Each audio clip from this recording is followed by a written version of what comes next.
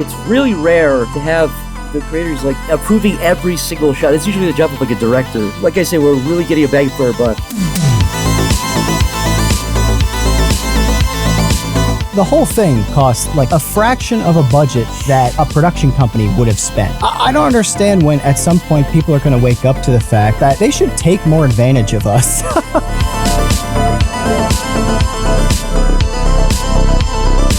Nobody ever saw Star Wars and then loved it, and then saw something that was ripping off Star Wars or trying to do Star Wars, and you loved it as much. Once that is shaken, once people realize that, stuff that is trying its own thing is what people are looking for, the problem will get fixed.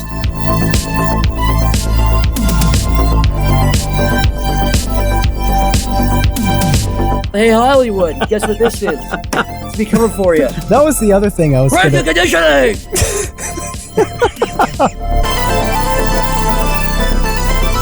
And that is what separates us from the fucking chimps and the ants and the amoebas out there. They don't really have goals. We are the only species on Earth that we're aware of that has goals in that way, that can really plan far into the future. I'm talking about 5-year, 10-year, 20-year goals.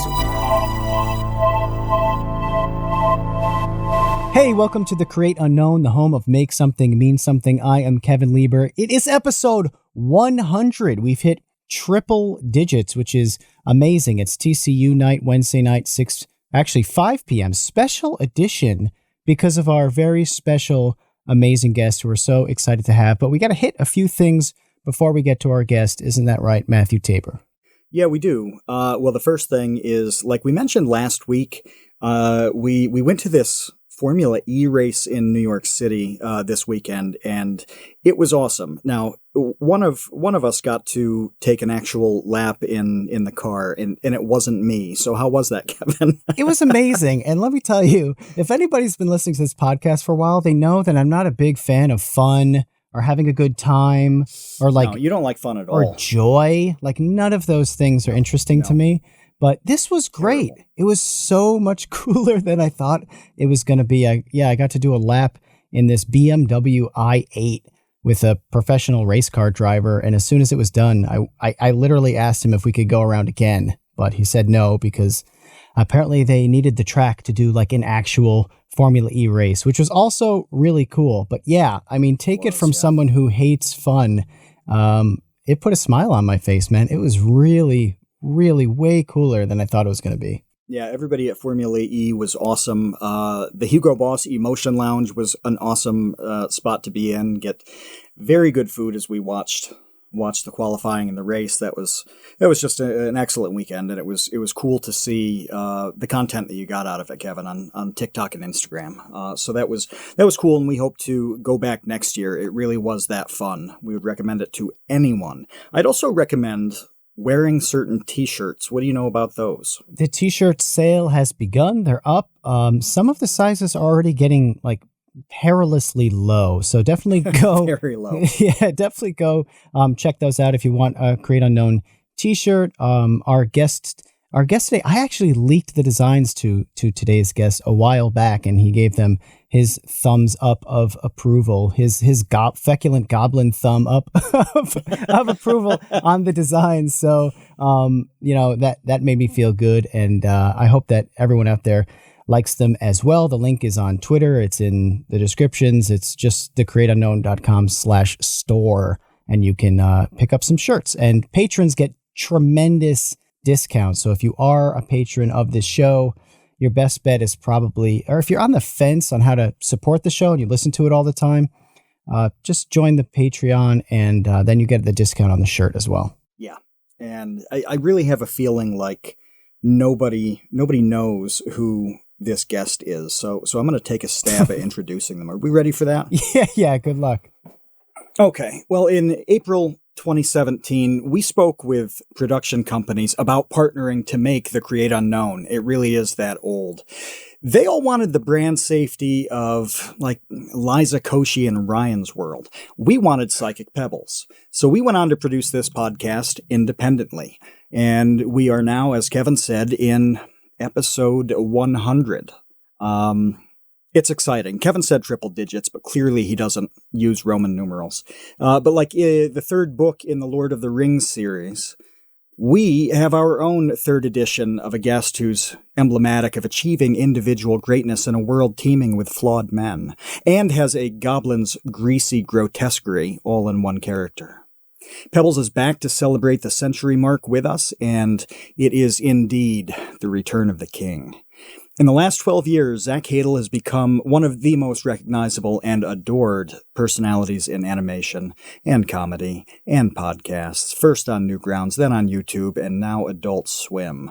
From his animation of the Get Out of My Car freak-out to Hellbenders, Schmucks, Sleepy Cabin, SpongeBob SquarePants, and Smiling Friends with Michael Cusack, you know Psychic Pebbles. Every second we deprive you of listening to Zach feels like a hate crime, but we have one more note. It's been a rough decade for Newgrounds and YouTube legacies. Quite a few fan favorites and heroes we thought were just unassailable have soured or waned or moved on. But with the announcement of Smiling Friends Season 1 coming out later this year, Zach's not only making the same people happy that he has for a decade, but he actually seems to be on his way up. It's insane. So Zach, since we know you can't say much about Season 1 of Smiling Friends, what can you tell us? What kind of leak can you give us about Season 2? Well, first of all, heavens to Betsy, that's quite an intro. I have to say thank you for spending all the time writing all that. I feel like I was like a ghost looking at my own funeral or something. It was quite a summary of my life. And as you guys were talking, I'm just gonna say I'm still staring at this fucking time zone thing. It's probably gonna be. So when we started this, they sent me a website called time.gov, and I'm not gonna go on a whole aside about this, which is fine. So it's like a perfectly synced website where you can all look. The time zone, like a piece of Texas is in a different time zone. There's like a piece of Kansas. Whoever is in charge of this in the government, please, if you work in the government, you hear this, please talk to somebody about this. Make this more orderly. This is chaos. Anyways, Season 2, there's big stuff coming in Season 2. Big changes coming in Season 2. Charlie, the character iBoys, he, yellow. Yellow, color, we got sick of it. He will now be a series of flashing colors. So every second he will be a new color. We're getting a lot of pushback from the network there. What they're saying, oh, seizure warning. You know what? Cry about it, because it will work. It will be crazy. It will be something to fall to your knees and awe about. If Homer Simpson was a flashing character, you'd never stop looking at him. So that's number one, different colors. Number two, no more comedy. It's going to be a drama. No more laughs. All the TV shows now make you cry. It's easy to make someone laugh. Think about all the great comedies on right now. I'll let you sit there and think about that. And then, so now crying. We don't need you to laugh. We need you to cry. What's more fun than crying at TV? You know. So those are the two big changes I can talk about. But outside of that, we have some big crazy character arcs and things like that. But I'll let you chew on that for a little while and get excited about that. Is there anything about Season 1 that you can talk about whatsoever, or are we all just going to wait with bated breath until all of a sudden it just falls on our heads like a piano outside of a window in some Buster Keaton short? Yeah, or even like a nice cartoon where the fucking piano falls and your head pops out and you have keys for teeth. Well, yeah, I mean, I'm of two minds about it. Number one, like, I do want to talk about it. And on the second hand, the other part of me is like, I do just want to surprise. I'll say this. I'm happy to talk about it without like spoiling stuff. So I don't want people to know what is coming. I'm happy to talk about like the production or like what we're putting into it without, I guess, as long as we're not talking about like individual episodes or characters, just because we want those to be as much of a, and even in the way we're talking to the network about, being able to go in and help cut the commercials, because the biggest thing that bums me out or like drives me nuts is when I watch a trailer for like a movie and they show the whole fucking movie and I'm like, well, I don't want to see it now. You showed me all the cool parts. You showed me like the ending of the movie. I really only want to see stuff from like the first act or like up until about halfway through. You don't really want to see stuff unless it's like really vague shots. But anyways, I guess what specifically would you guys like to hear about? That's a good place to start. Well, what's an average day like for you and Michael, working on this project? So because of time zones, like Australia, the way I always think about it is I'm in Los Angeles time, so, West Coast time. So they're a day ahead and 7 hours, I think it's 7 or 8 hours behind. So meaning like I usually start working around like 3 or 4 or sometimes even 5 o'clock my time, and I go to bed. I've been going to bed. It's really not good. It's not good for my brain or my body or my soul. But I've been going to bed at like 3 or 4 a.m. or 5 a.m. So I went to bed at like 5 a.m. last night, and I wake up around 1 o'clock. It's not good. I don't feel good, but I'm able to exercise and eat healthy and everything. So it's just like it's my sleep is a little bit pushed off, but we really only are going to be doing this for another like 2 months or something. So and then once we start, we usually review a bunch of animation. We review all the backgrounds we get sent. We review whatever's coming the pipeline, whether that's like redrawing a hand or fixing lip sync or going into a meeting and talking about something. I will say, just so people know, and this sounds like a preemptive, like man panicking, but like I'm really happy with what we're seeing so far. But at the same time, and it's actually more of an interesting just aspect of it. So the way most stuff works is like the creators like create the show and maybe they write it, but it's really rare to have the creators like jumping into like approving every single shot. That's usually the job of like a director. But because our budget is so tiny, like our budget, I think it was something crazy like it's about equal to like Aqua Teen Hunger Forces or something like that. We have a small budget. But with that small budget, we're also doing frame by frame animation. We're doing like a bunch of new characters every episode. Which if you do your own YouTube cartoon, or if you're doing your own Newgrounds cartoon, you don't think about that. You just think, well, I just want to draw something here and I draw it. But when you have like a team of people, you need to like it. That all needs to be accounted for, and it needs to be understood. So full frame by frame, the backgrounds are all going to be not painted, but they're going to be, I think, pretty detailed. Some of them we really push what we're able to do in a good way. So my point is, we're really getting a bang for our buck. But because of that, we're really trying to make sure everything looks good. We're going to every single. We're probably, I don't know if this is true, but I feel like it's true that we're probably one of the few rare shows where the creators are literally going through and like approving every prop, every fucking finger on every character. So we're really, I mean, literally every shot of the pilot and every shot of all these new episodes, we've literally Michael and I been into every single one and have like given notes on or approved or whatever. So not in a control freak way, but just in a way where we really want to make sure it looks consistent. And by the way, our team is doing a really good job. So like like I say, we're really getting a bang for our buck. And that's a long way of basically saying, so our day usually consists of like going through, approving a bunch of stuff, whatever. We're just kind of given a to-do list of, you got to edit this thing, or look at this, or redo these lines. But it's definitely the craziest thing we've had to work on. At least I've had to work on like ever. But I'm excited. I'm really excited to see what people think about it. And I'm mostly excited about how we're stretching our dollar. I can tell you, I don't think this is telling tales out of school, but has it been announced how many episodes we're doing? I'm just curious. Not that I know of. I haven't heard. Okay, well, I think so. No. I don't think that matters. I think it should be fine. So we're doing. Excuse me, heavens. So we're this coffee's loosening up my throat here, but so we like the pilot so much that I always consider that episode 1. I did not even consider it really a pilot. I mean, it is a pilot, but to me that was episode 1. So that is episode 1 still. So that's not like when some shows do a pilot and then they'll like reanimate a new first episode. That to me, I said that looks good enough. That looks like the show. So our thing is like that is episode 1. That'll go into production like episode 1. That'll air as episode 1, and then we have 7 new episodes. So it'll be 8 episodes per season if we do more. And the reason we did that is because we're so involved. The trade-off is like, well, we can't do like 20 episodes a season. It's just not reasonable. But if we do 8. That means we can pump out seasons a lot faster.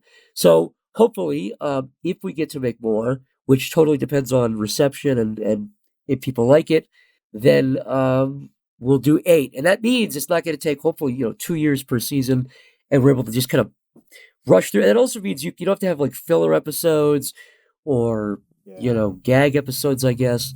So that's kind of the trade-off. But yeah, you can expect 7 new episodes, including the pilot.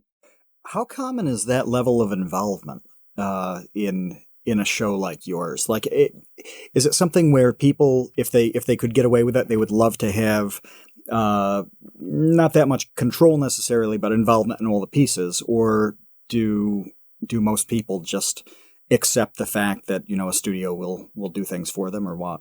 So I think I don't because it's hard to say for like all stuff. I don't know, but I know for sure for adult animated stuff, like Michael and I were literally going through, and Michael would be sharing his screen, and the voice actor sent over an hour worth of takes, and we're just sitting in there picking takes. Now, like, I'd be very surprised. I really don't think that like for the really big budget stuff like Family Guy or The Simpsons, like definitely nobody, even in the early seasons, was like going through, like Matt Grady was not going through and picking Homer Simpson's like takes in Sony Vegas or whatever. So, but here's some small budget stuff like Aqua Teen Hunger Force or those shows, or like I know the Venture Bros guys are really involved. I don't know, but I'd be very surprised. Now maybe on like a really smaller or like kids show thing, like a Cartoon Network show, it's possible. I think that level of involvement though, where we're going in and we're literally picking takes and like moving audio things around in Sony Vegas, I really don't think that that's common. I could be wrong about that, but we have literally because our whole thing is like, well, we know about all these different things, and we think it's just easier to go in ourselves and just not in a way where it's like, oh, nobody's doing exactly how we want, but just like, well, it will take 30 minutes or an hour to write a big thing about how to move stuff. It's like, we could just do that really quick. So that's always our philosophy, is just like, well, if we could go in and just move something around, or just, like stagger frames of a shot, like just time things differently, it's just easier that way to do that. Maybe somebody knows more than I do, which I think is very possible. But yeah, I think it's uncommon. It's definitely uncommon. But that's us basically making up for the fact that we don't have a very big budget. Well, I'm glad that you said that and that you brought it back around to that, because I wanted to talk about that. When you mentioned getting bang for your buck, it reminds me of Jake's show, Jake Roper from Vsauce 3 show, Could You Survive the Movies? We'll be speaking with Jake about that next week. He'll be on TCU next week, and we'll go all into that show. But that's rolling out right now. It's a YouTube original. If you have YouTube Premium, you can watch all the episodes right now, or each new episode, if not, is releasing once a week for free. Anyway, that's the same thing that went on with his show. If you watch his show, Could You Survive the Movies, it looks like it cost so much more than it did because of a very similar process that you're talking about, where basically Jake and Eric Langley, who's his right-hand man and has worked with us on Vsauce for a million years, do so many jobs. They both are so talented that they can do, Jake is the host of the show, and he's also the director, and Eric shoots the show, but he's also the VFX lead. So like when he's shooting the show, he can do the shot himself that he knows he will then take into post and do the VFX for it. So it kind of like truncates everything and allows you to do things cheaply, as opposed to having like an extra person who is fixing the shot, because like the DP and the VFX lead are different people. My point here is, I ran into a similar situation a couple of years ago at the World Congress for Factual Producers, where I showed a video that we made on Vsauce 2 about making a chair out of pasta, where we flew to Italy and met up with a couple of guys that we flew. Now, why did it have to be Italy? Now, why did you pick Italy of all places? Do they have a reputation with pasta? I've never heard of this. Well, we also needed a good set too, and that was a big part of it. Is like, we don't want to make this look like we did it in a garage, and it made. You gotta look like a big, hairy, greasy Italian man. Fucking put that thing together. Hey, you know what I'm talking about? It made sense on the cost side. You gotta have a guy whose body's built like he swallowed a cannonball, and he's covered in hair, and he's fucking a beautiful shade of olive, and he's just going, "Hey, you want it? Hey, you want a fucking champion and a spaghetti?" But anyhow, sorry, I totally ripped. I just completely. But yeah, please continue. Please continue with your Italian meatball story. Oh. Yeah, no, I mean, just going there, we would we stayed at a villa that was absolutely epic and kind of insulated from outside sound.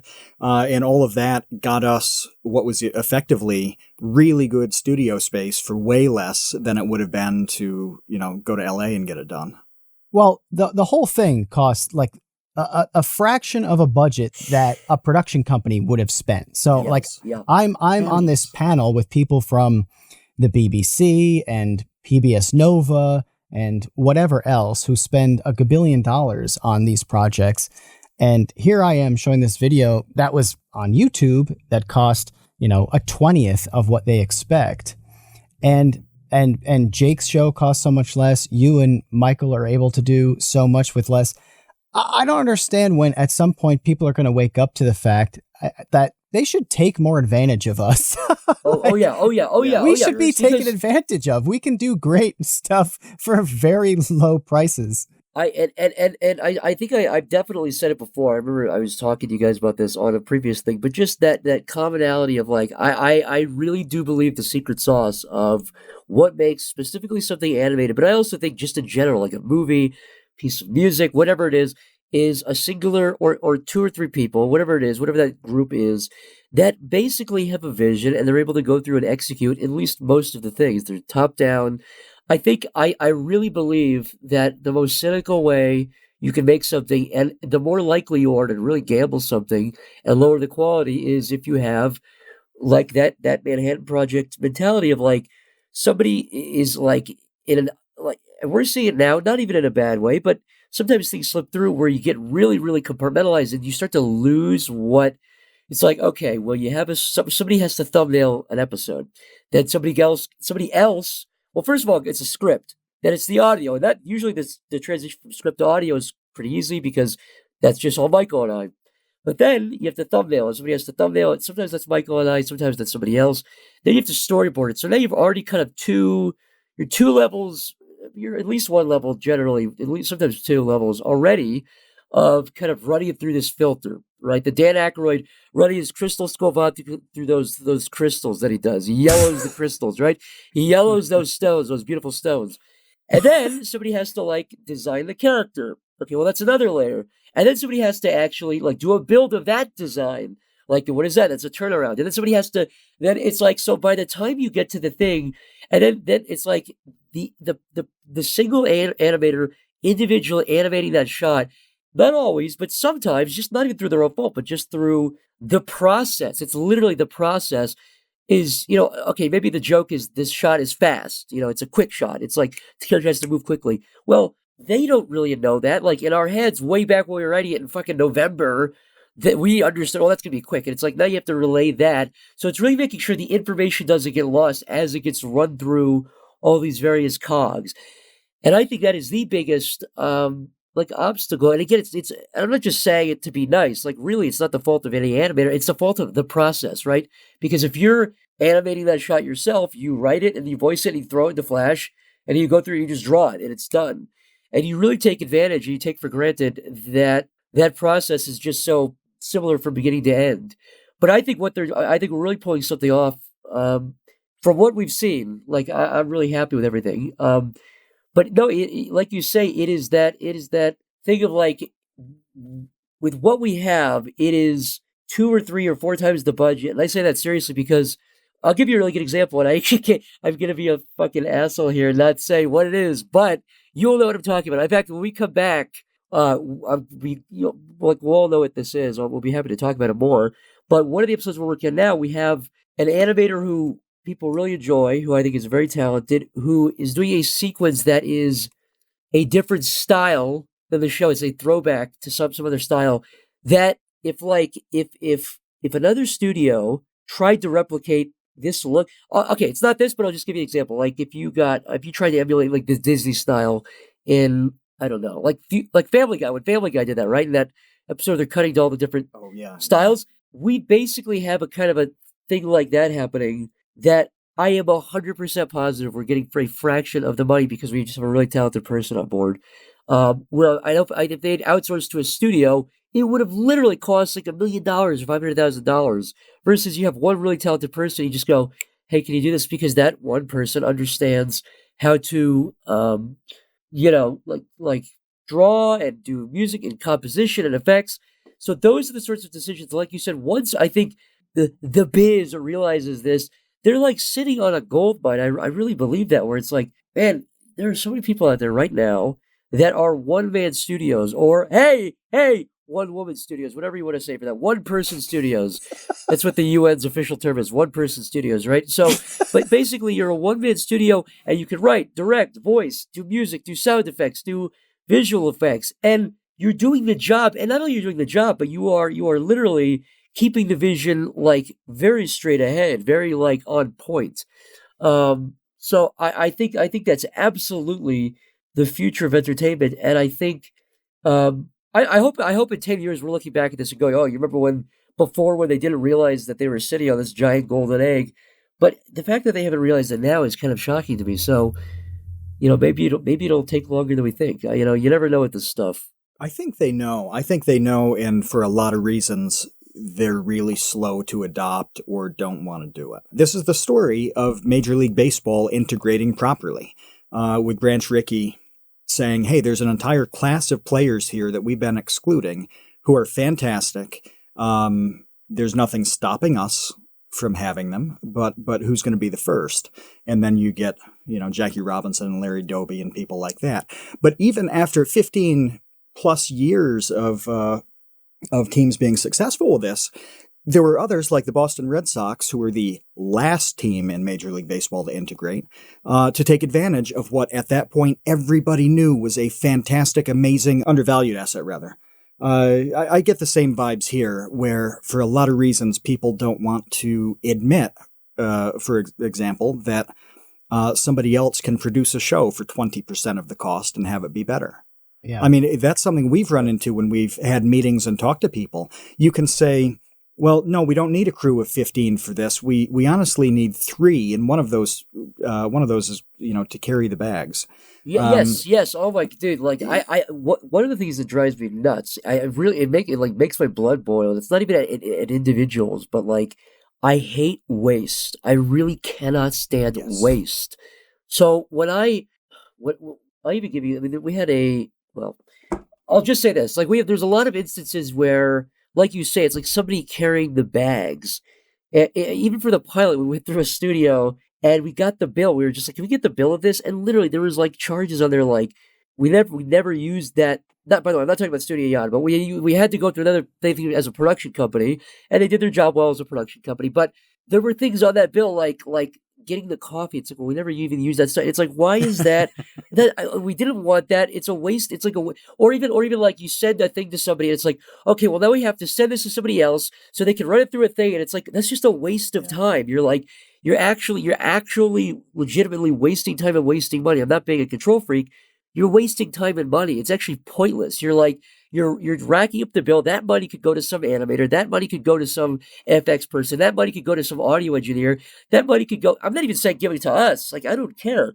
Give it to anybody else. But like, well, we had to have somebody carry the bags. No, you didn't. I'll carry the bags. Don't even pay me. But don't like waste the money. Do we really need somebody? Because that person that has to drive all the way out and like, in the case of a live action shoot, drive all the way out. It's just like, I hate the wasteful nature of that. It's like the wasteful nature of the finances aspect, where bringing coffee costs $1,000 for a week. What the fuck were you spending? Were you getting like gold put in your coffee? What was this? And then secondly, it's like just the manpower. That guy could be doing something else. You don't need a guy to drive all the way out and wake up at 6 a.m. You just like have somebody do that. I think that scrappiness is good because it's less people, it's less money, it's less wasting. And again, that scrappiness gives a real sense of camaraderie and a real sense of like, let's just get it done. It shouldn't take a week. There's so many things you can crank out in an hour that they say, well, if we do a thing, same thing with like planning. I'm sure you guys have dealt with this, where it's like, if you ever had to have somebody and the jobs of producers are really useful, right? I mean, you can't have everything be chaotic and on the fly, but like that meeting of that's mentality of, well, let's schedule a meeting for 2 weeks from now to have a 5-minute call. No, let's just knock it out on Discord or on Skype in 30 seconds. But anyways, I think you really hit the nail on the head with that bag analogy, because I've seen real world examples of that so many times. It's paradoxically terrible. All the efficiency and amazing aspects of what you're describing is paradoxically awful for studios and production companies and places like that, because, you listed off a ton of benefits. This is going to get done faster, more efficiently, a whole lot cheaper, fewer problems. But at the same time, it totally negates everything they've been doing for decades and decades. And it's like, at that point, what are they doing other than like giving a thumbs up to a project? And I feel like they've got to pursue things that fall in line with kind of the way it's been done, because then all of those people, even though they're unnecessary, they're all going to be involved. They're all going to get work. There's no departure from what they're used to. And I don't know how it fits. I don't know how it fits together, other than maybe the people who are like us get old enough, and one of them gets a few bucks and starts a studio and just says, no, we don't have to do it that way because we're brand new. Or maybe it will slowly happen, over a decade. They'll realize that people like both of you in completely different ways have pounded out really exceptional content on, Kevin said 1/20th. In some cases, it's like 1/100th. Yeah, it's crazy. I genuinely believe that. Yeah. And I'm not even, because I know what you mean. It's like, well, if I'm the guy and my job is bringing the bags, I get it.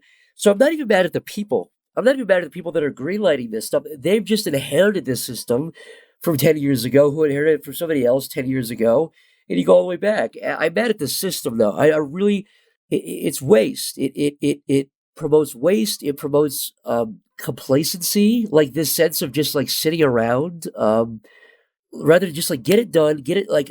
I like things getting done, and I like things getting done with with what you need. I don't like. I've been to so many live action shoots that were not even mine, where I've just kind of been standing around because I was invited, and I'm just going, there's like 100 people here, and it's and also, not always, but with that you kind of breed this sense of like everybody, because there's so many people, everyone else is kind of going, well, that's the other guy's job. Like the cinematographer goes, well, it's not my job to fucking put the lens on or whatever. You're like, what? Well, they literally have rules against that. Like those are labor laws. Like, you literally can't touch like a C-stand, or else you'll get like arrested. And also, every time I see that, I go, well, that's $1,000. Some guy walked in and screwed a fucking thing on. There's $1,000 out of the budget. Great. That could have gone to the cinematographer, and you just say, hey, or the editor. You say, hey, editor. You hire one really talented editor, just say, hey man, just do like 4 more hours of work and you'll get $1,000 extra or whatever. You've just made your project extra. It's also not understanding where the money should go. Like not understanding that like, well, the guy doing the effects or the editing or whatever, that is way more important than the craft service person who's bringing like lukewarm cucumbers. That person, they should get paid, but like they're really not as important as the guy sitting in the editing bay with bags under his eyes. Like that guy should get the bonus of anything. You know what I mean? Like in terms of budget allocation, you really have to be smart with where your dollar is not valuable the same way every place. If 50 people, there's like 10 people that really are just like the generals of the army. Is Michael and I say it like the generals, right? It's like a hierarchy of, well, if this person has people that they're hiring, and then those people have people that they're hiring, you have to really make it top down and say, all right, these people that are in charge of these people who are in charge of these people, those people at the top of the pyramid, so to speak, are really valuable, because if they're kind of being treated like anybody else, well then, like they need to be compensated, they need to be happy, they need to be really talented. It's a really top-down system. And the best productions always have that, where you go, because I'm not saying like, well, make this person work overtime. I'm saying pay that person, give that person some of my money. I don't fucking need it, but pay them a little bit extra and really value them is what I'm saying. Really value some people and say, you are clearly somebody, you're irreplaceable. You know what I mean? Does that make sense? Like really just overvaluing people and say, you are irreplaceable. You are something really special. We can't afford to lose you. Just basically looking at who really is pulling a lot of weight and who really gets it. Like those people that really, really get it, those people are irreplaceable. Completely irreplaceable. I just imagine that editor in his or her editing bay eating the dehydrated cucumbers that have now turned into chips that were left over from the lukewarm cucumbers that nobody ate earlier. It's just, just to bring this discussion to a close in a sense. It just amazes me that no one has taken more advantage. I think part of it is that when Hollywood, when traditional media first started kind of pulling talent from the YouTube ranks, it seems like they did it very wrong. They did it in a way where it's like, this person is such a vibrant personality on YouTube. We'll just plunk them in this show as like the host of this like old formatted show that is like a dying format anyway. And they're so exciting on new media that people will just watch them on this like old format show and it'll be great. And it's not great. And it failed every single time, like almost spectacularly. Whereas if they actually took YouTubers who had a vision and allowed them to bring that vision to life, like you and Michael with Smiling Friends, like Jake with Could You Survive the Movies, and give them the creative control, as much creative control as they're willing to allow for, to basically just amplify what they do and create new formats. That's the thing that kills me, is just the regurgitated formats are so boring to me. I don't even like, I watch very, very few television shows, and I don't even mean like cable. I mean like the stuff that's streaming too. I hardly watch any of it because I don't know, maybe I'm just so old that I feel like I've seen this a billion times. No matter what the show is, it's like, I know where this is going, and I'm bored. It's all very derivative because the way I always look at it is, in my opinion, and I think this holds up pretty well. I think you can use this test. Derivative stuff, or in other words, to say nobody ever saw Star Wars and then loved it, and then saw something that was ripping off Star Wars or trying to do Star Wars, and you loved it as much. Nothing that is derivative, or because that's ironically the way that. And I hate saying Hollywood because it's like, what does that mean? I know there's the music industry, but generally all of the different fields and compartments of the infrastructure of the entertainment system in general kind of is wrong all in the same way, which is something does well, and then every idiot producer tries to copy it, and they're like, all right, that did well, so copy it. It's like, no, it did well because it wasn't like anything else. Star Wars did so well because nobody had seen anything like it, or like The Simpsons was so good.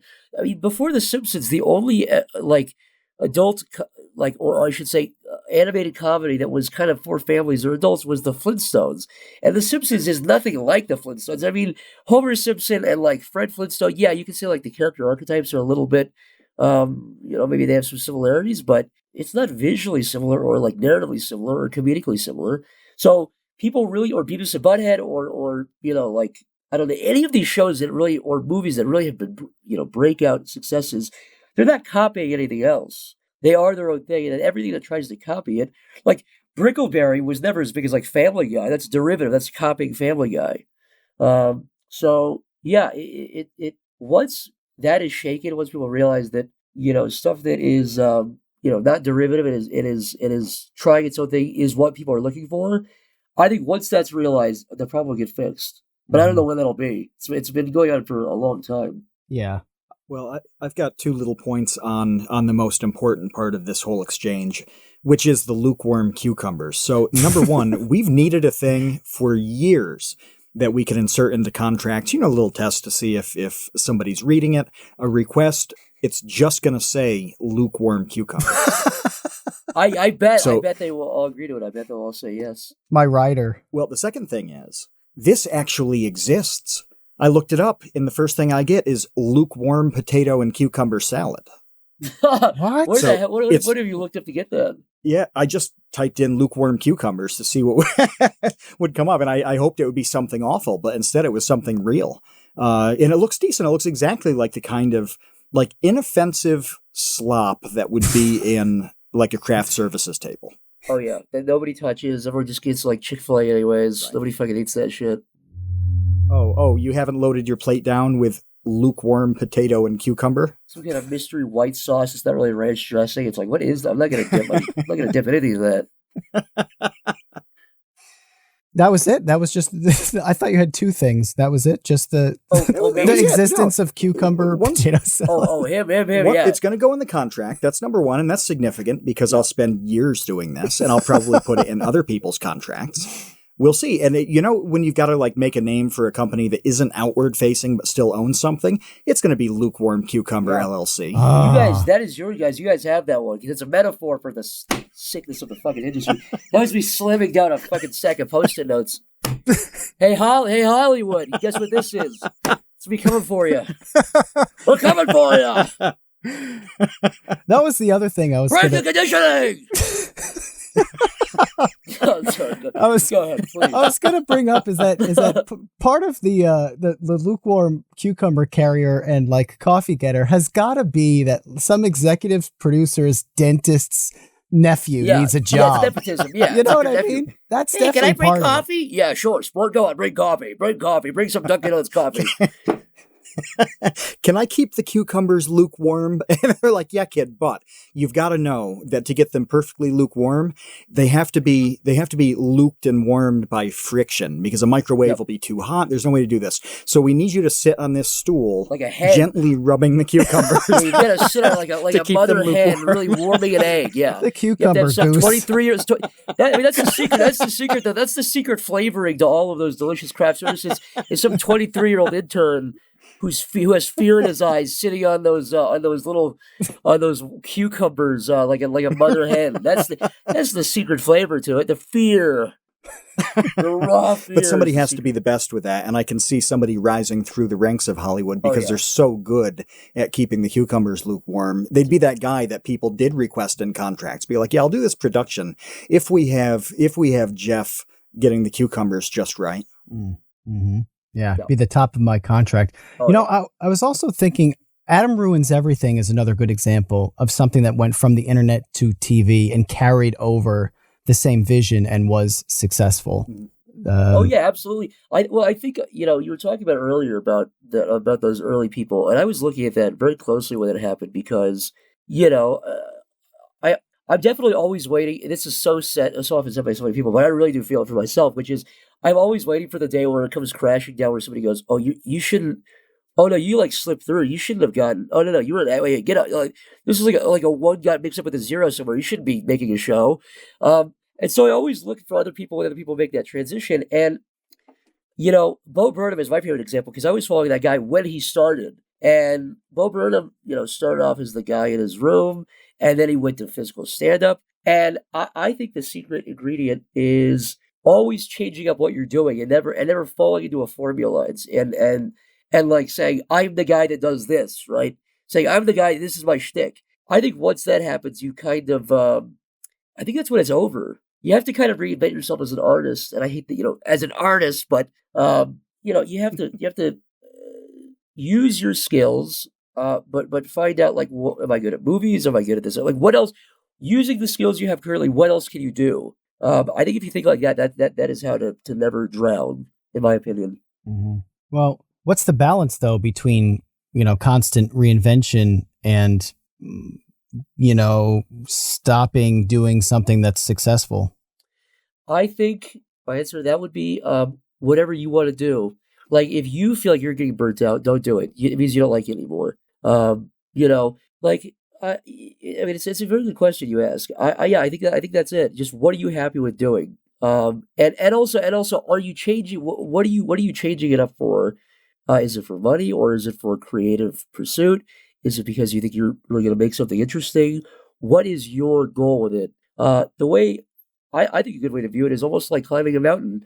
It's like, all right, well, that guy became really successful on YouTube. He planted a little flag on a mountain. And he went, all right, that was fun. He felt accomplished enough. And then he said, okay, well, now I'm going to do physical stand-up. I'm going to be one of the first guys that goes from YouTube videos to physical in-person stand-up. He planted that flag, right? And then he went, well, I'm going to now, so he did a Netflix special. That's its own little flag. And it's these little kind of check boxes. I think when people retire at age 65 and they're like doctors or dentists or these really accomplished people, and like they decay within 2 years. You're like, what the fuck happened? Their like brain is mush. I think it's a lack of goals. I think that's all it is. I think we are a goal-oriented species, and I think that is, I think, one of the few things that makes us human, besides the fact that we are featherless bipeds, right? Is that we're goal-oriented. It's that thing of like planning for the future, having ambitions, having goals. So even if you're 65, even if you have a goal that you don't aspire to, or sorry, even that if you don't believe is achievable, I should say, right? So let's say you go, I'm 65, but I want to be the first 70-year-old to ever climb Mount Everest, or I want to become a senator, or I want to become a billionaire. Just some goal is not even like maybe you're even going to accomplish. Having some kind of light at the end of the tunnel is what the point of life is goals, in my opinion. Otherwise, you will rot. And I think that's all midlife crisis is. It's not like you're unhappy or this or this. It's you have no goals. You're in a slog. So never stop having goals. Have a 10-year goal. Have a 5-year goal. What is the height of what you want to accomplish? I think if you have that in mind, you will never be miserable in the true sense of being alive. In my opinion, you will never have a lack of purpose. And in the Smiling Friends pilot, we really tried to hit on that. Like I do believe everything that character says, right? That the sun is going to explode and that we're all going to be dead. I do believe that, but I'm not a nihilist. I really also believe that is what makes life so inherently interesting and fun and like beautiful. Like I love looking at one of my favorite pictures to look at of all time is I don't know if there's a name for it, but it's just a picture of a New York City market from like 1910, and it's a bunch of people looking up at this little camera that's been placed. And there's a bunch of faces looking up into the lens of this camera. And I love looking at that picture because I go, everyone there is dead. And everyone in that image had like a favorite joke, a biggest fear, a most embarrassing moment. Like they all were going, fuck. You remember when I was 23 and I drank so much, I shit myself and I threw up and I called that guy an asshole. They go, every day they wake up, they go, fuck. But then they also wake up and they go, oh man, I love this woman that is like at this flower shop across the street. But we don't know any of that. It's all lost. And so that's the one right there in the chat. Someone just posted it. Yeah. That picture, look, it's just a bunch of ghosts looking at the camera. And we don't know their names. We don't know anything about them, but they're living in a bubble of time where they view us the same way we view people in 2200, where to people in 2200, we're a bunch of ghosts. You know what I mean? So I'm kind of getting off here, but in saying all of that, it is this view of, 80 billion people have lived before us, right? 80 billion humans have lived and died. We don't know their names. 80 billion people or more are probably going to live, billions more that we have no idea who exist. We're in a little bubble. We're going to die someday. So like set a bunch of goals. What's the little ceiling you want to hit? That's a long-winded way of saying, what is the difference of kind of getting off something? It's that. What do you want to accomplish? What do you want to view yourself as in 5 years or 10 years? And I know that's a little bit ridiculous. I'm a fucking guy that draws, stupid characters. And I have no purpose to be giving. I'm in no position to be giving anybody advice. But that is kind of the lens that I look at reality from, which is, what do I want to be doing in 5 years or 10 years or 20 years? And, what sort of stuff do I want to say? What do I want to do? I hope that's a good answer. I just fucking filibustered for 30 minutes there. I'm sorry about that. Yeah, but what's your answer to your own question though? Like, what's the 10-year? What's after Smiling Friends? Yeah. Oh, I'd love to try like movies and other things like that. I'd love to, but my goal for all of the stuff that I do is I never want to be the guy that's there when the lights are coming on and it's closing time, where it's like, I never want to be the guy, like Michael and I talked about this a lot. If we had a blank check and they said, you can make this show, Smiling Friends, for forever, you can make 20 seasons. We talk about, like, if we had a blank check and we had infinite money, we were getting offered a lot of money, at what point would we want to walk away? And the shows that, like, I don't know what that number is. It's whatever we feel like we're not happy with, but I really admire Seinfeld and Milwaukee, all the cast of Seinfeld for walking away in season 9. South Park, I love that show. And I love the creators of that show are some of my biggest heroes because of all the stuff that they made. But I think that show could have ended in season 8 or 9 or 10 and still been like a cultural staple, a cultural icon. But anyways, that's saying basically that I never want to overstay my welcome. So if I go into doing movies or anything else, if I'm so lucky, I have no idea if that's going to happen. You're kind of gambling at that point, or musicals or anything. I hopefully want to be the person that does one movie and it's a success, and I put 5 years into making one really good movie rather than doing, as an example, 10 mediocre movies or 5 mediocre. You know what I'm saying? Like Matt Stone, Trey Parker, the South Park guys, they made one musical and it was great and it won a bunch of awards, and they went, all right, again, that's a little flag planted, done. Did a musical that was like really good. Or even like Mike Judge, right? Did like Beavis and Butthead, King of the Hill, all of that, pretty much all of that guy's shows, besides like The Good Family, but like I don't think he really had a bunch of involvement in that show. So it's just, whatever that my so-called future is, it's, I hope it's not sitting around going, all right, we did 500 episodes of Smiling Friends. People go, yeah, that show peaked in season 3. That is what I don't want. That is, I hope, or like Tarantino, right? That all of that guy's movies are fucking great. Just that's what I aspire to. So I don't know what that looks like. I don't know what that specifically shakes out to look like. But if you're asking genuinely what, and then also just stuff outside of animation, starting some weird. When I'm 50, I want to be a little bit unrecognizable in the sense it's like, what? I own a textile business. All right, okay, well I guess I do that now. Just some weird thing that I'm not even foreseeing yet that I like. Psychic ponchos. Yeah. I'm gonna steal. That's mine now. So the answer, basically, what I always think of it is, I don't want to be drawing. I don't want to be doing the same thing when I'm 50 or 60 as I'm doing now. That to me is a little bit. And I don't even disrespect anybody that does do that, but just people that are able to reinvent themselves and do it in the way where you're not getting away from anything. Going, I disavow. It's like, no, I just am doing a bunch of different things and viewing it. It's like a unique little challenges. Can I make a really good board game? And using the mindset of like, can I reverse engineer something and make something really good? And did I do it? Oh, okay, I did it. Let's move on. That's all I wanted to do. Make something that people really enjoy, because I think the biggest mentality that people really get hung up on when you're in the machine of LA and entertainment is, nah, man, like, well, everyone hated our show, but we had a good time making it. You're wrong. You're wrong. I don't care. Like, I would unironically rather be fucking miserable myself. And this is something Michael and I talk about. I'd rather be miserable working on this show or anything. I'd rather be miserable and want to fucking kill myself, blow my head off into a million atoms of red mist. But everyone loves the show. Then I had it. Well, at least I had a good time. Everyone hates it, but I had a good time. That's not what it's for. That's not what it's for. Like, nobody talks about Star Wars because George Lucas had a great time. He was tap dancing on set. I'm sure that production was miserable, but you created a cultural impact that like awakened people's imagination, and people like felt something, and you made them react in a way. I mean, that's all art is, right? It's just reaction. It's just reaction. If the audience isn't reacting, what did you fucking make it for? You just wasted time and money, and like you did. If you're doing it for yourself, you're kind of doing it for a wrong reason. That's the biggest like mold growing on stuff is when I see people that are really talented where they go, well, at least we had a good time making it. I don't think that's the right mentality at all. And by the way, I'm also not saying you should be miserable, but if you're saying, well, as long as I get like I work my 9 to 5 and I went to sleep, and like, you probably have to be stressed out a little bit. I mean, it's something good. You have to kind of, stress a little bit.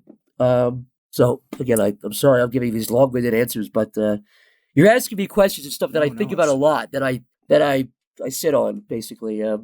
Anyhow.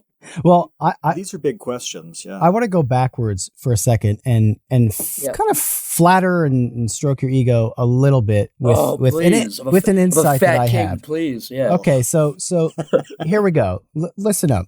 Your interest and wonder about like a photograph from 100 years ago of the lives behind, and like the little like dreams, hopes, fears of the people in that photo, I think is exactly what makes your artwork so good. I think it's exactly what makes Smiling Friends so good, and the other projects that you've done in the past, is because you have a genuine passion and interest in different people and interactions, human interactions, human awkwardness and social awkwardness and interpersonal conflicts and stuff like that. That all comes through so clearly and uniquely in your work. And I want to end this comment by being angry at what you mentioned earlier, when it comes to the nihilism of like, the heat death of the universe is coming and no one will remember you, so what's the point of anything? That whole philosophy or take on life is so useless and stupid to me, because it's, first of all, a total abstraction. Like, in order for me to even consider the heat death of the universe, there are a lot of steps, abstract steps, that I need to think about way outside my experience as a human being to understand what that even means. Secondly, it tells me nothing about how to live my life whatsoever. It's not useful in any way that I can even consider. It doesn't tell you how to get out of bed. It doesn't tell you if you should adopt another cat. It doesn't tell you to do when a loved one dies. It has no ability to give you advice on whether or not you should ask someone to marry you or divorce them. It doesn't even tell you what you should have for lunch. It's useless. It's not a helpful way to think about life, because it is so divorced from actual reality. And what actual reality is your experience and the meaning of your life. That's how life is lived. That whenever someone trots that thing out, I just feel like it's like an annoying 5-year-old tattletale who thinks they know everything, and that they're like poning you with this information that you can do nothing with, and neither can they. But they think that they're spouting some sort of genius, like, life wisdom. It's the kid in first grade who says Santa Claus isn't real, and it's like, wow, you'll just learn that, so now you're going around bumming everyone else out. But yeah, it's also like, well, also, what relevance does that have to me? I mean, that just is true, right? That's the other thing. It's like, well, it is true that the universe is going to have a horrible cold death where it's going to get slow. I mean, as far as we understand right now, right? It's just the universe is going to slowly entropy until even the black holes disintegrate. But because of that, or sorry, should I say in spite of that, that's a more reason to like, well, that means every embarrassing memory you've ever had, or every negative thing, or every enemy or person that hates you or you hate them, every bad thing will eventually evaporate. So just, again, I mean, looking at that photo, there are people in that photograph who, forget the embarrassing, there are people in that photograph who are probably waking up stressing about something that we have no idea about now. Some rivalry, some they got fired, this guy at work is giving me a problem.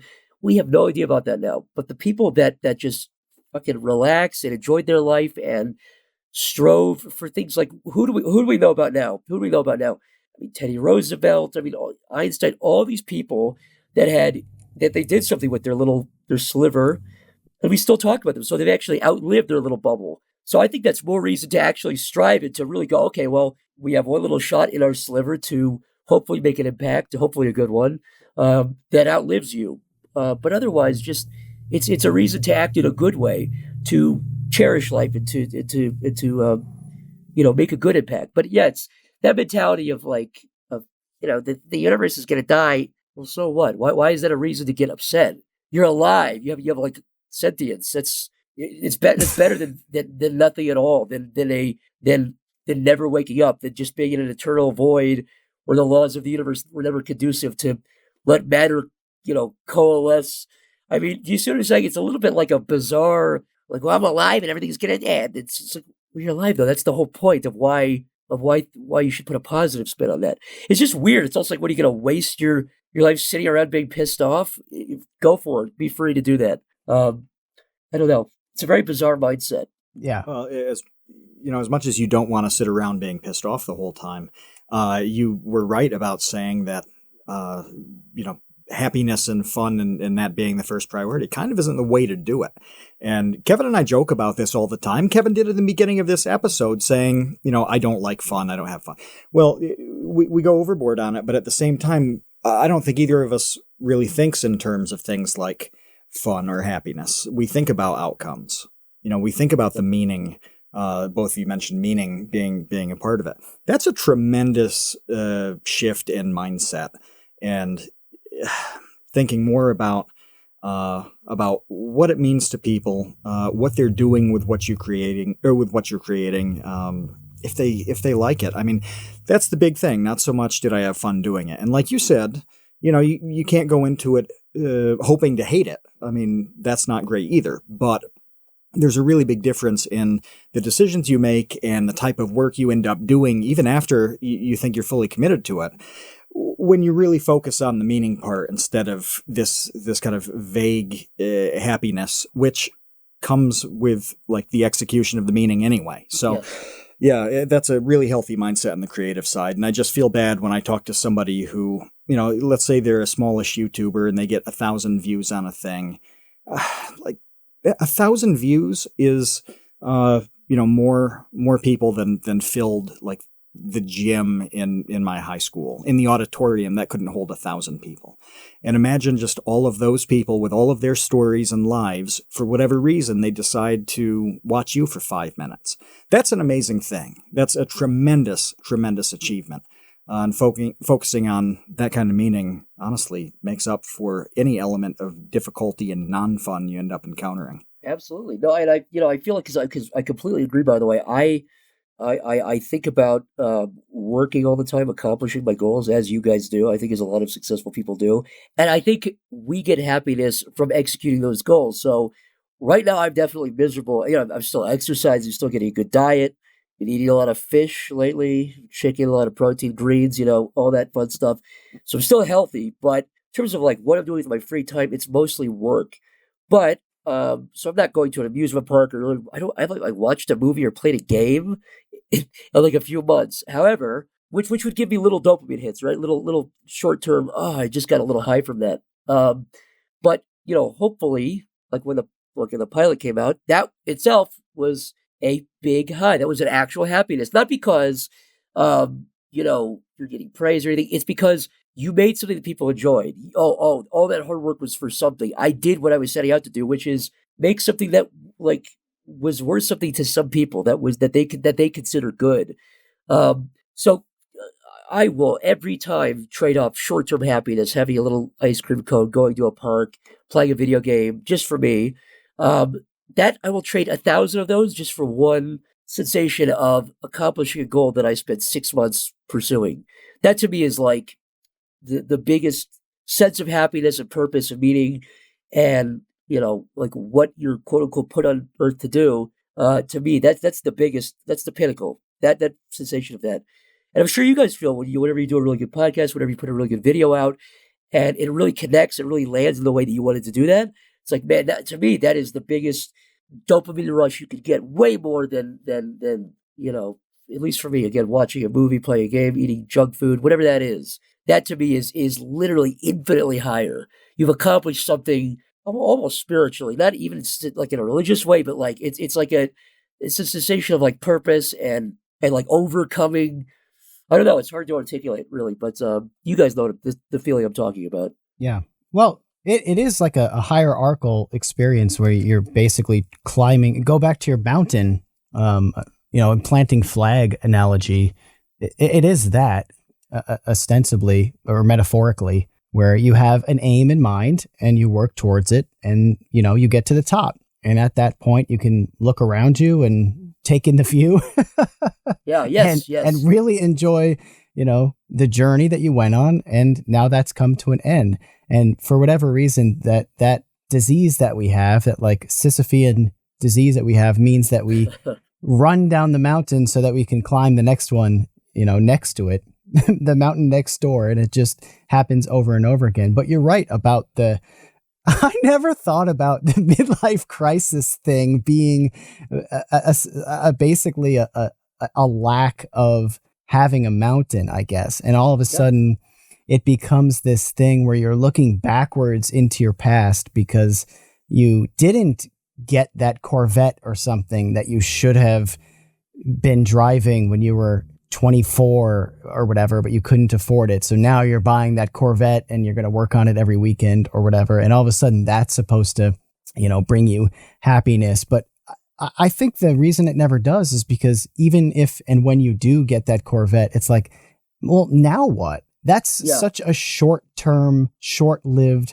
like you said, dopamine hit, like, watching a movie, playing a game or whatever. It's such a short-term thing that it's like, well, now at 3 months later, the Corvette is just gathering dust in the garage and I'm back to being the same kind of, I don't want to say boring person, but person without goals that I was 4 months ago. Absolutely. I think goal orientation is the driving force. I mean, if I could really boil down, in my opinion, what I think the quote unquote purpose or the meaning of life is, it's just goals. Without goals, you really are stripped away. I mean, you could say family, you could say love, and I'm not even saying that those things can't be included in your goals to find the love of your life, to create a big family, to, but you have to have a direction. You have to have something that you're moving towards a little bit every day. And again, let's say, well, by the time I'm 50, I want to have $1 million so that I can retire, so that I can have a good life with my family, whatever that goal is, right? I can pay for my kids' college, whatever that is. I mean, even if you think, well, probably only ever going to, at most make $100,000 a year. I mean, or whatever that number is for you. It's good to have those things because, hey, look, the fact that you were I'm making it about money here. Let's just even say, I really want to be the owner of my own, construction business, just so I can manage it, because I know construction really well.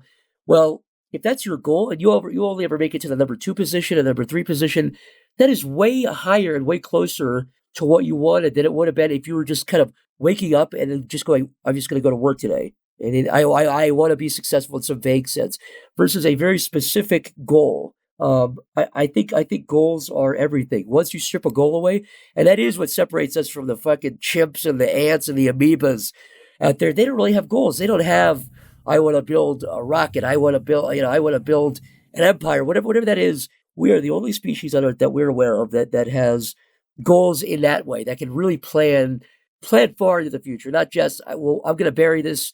I'm going to bury these acorns so that I can dig them up in 6 months. I'm talking about, 5-year, 10-year, 20-year goals. And I think even a good little exercise is to, whatever anyone's age is, whether you're 30, whether you're 20, whether you're 40 even, just say 20 years from now, just imagine a blank template of a person, a blank slate of a human being, let's say whatever that age is, 40, 50, 60, 20 years from where you are now, 30 years, and say, what to me is the ideal human being? Who would I look up to? Okay, well, somebody that's in shape, right? Let's just say that, somebody that has, you're 50, but you have abs. That's weird. Oh, you're really taking care of yourself. Somebody that reads every day. Somebody that doesn't smoke. Just basically making the model citizen that you would be like, that is my hero. And just, trying to slowly chip away and become this mold of that person. So, whenever you look at somebody, and this is kind of a wild, I mean, I don't think anybody really truly looks up to, at least now, it's kind of a weird example, but I don't know, like a cowboy, or like a weird 50s, a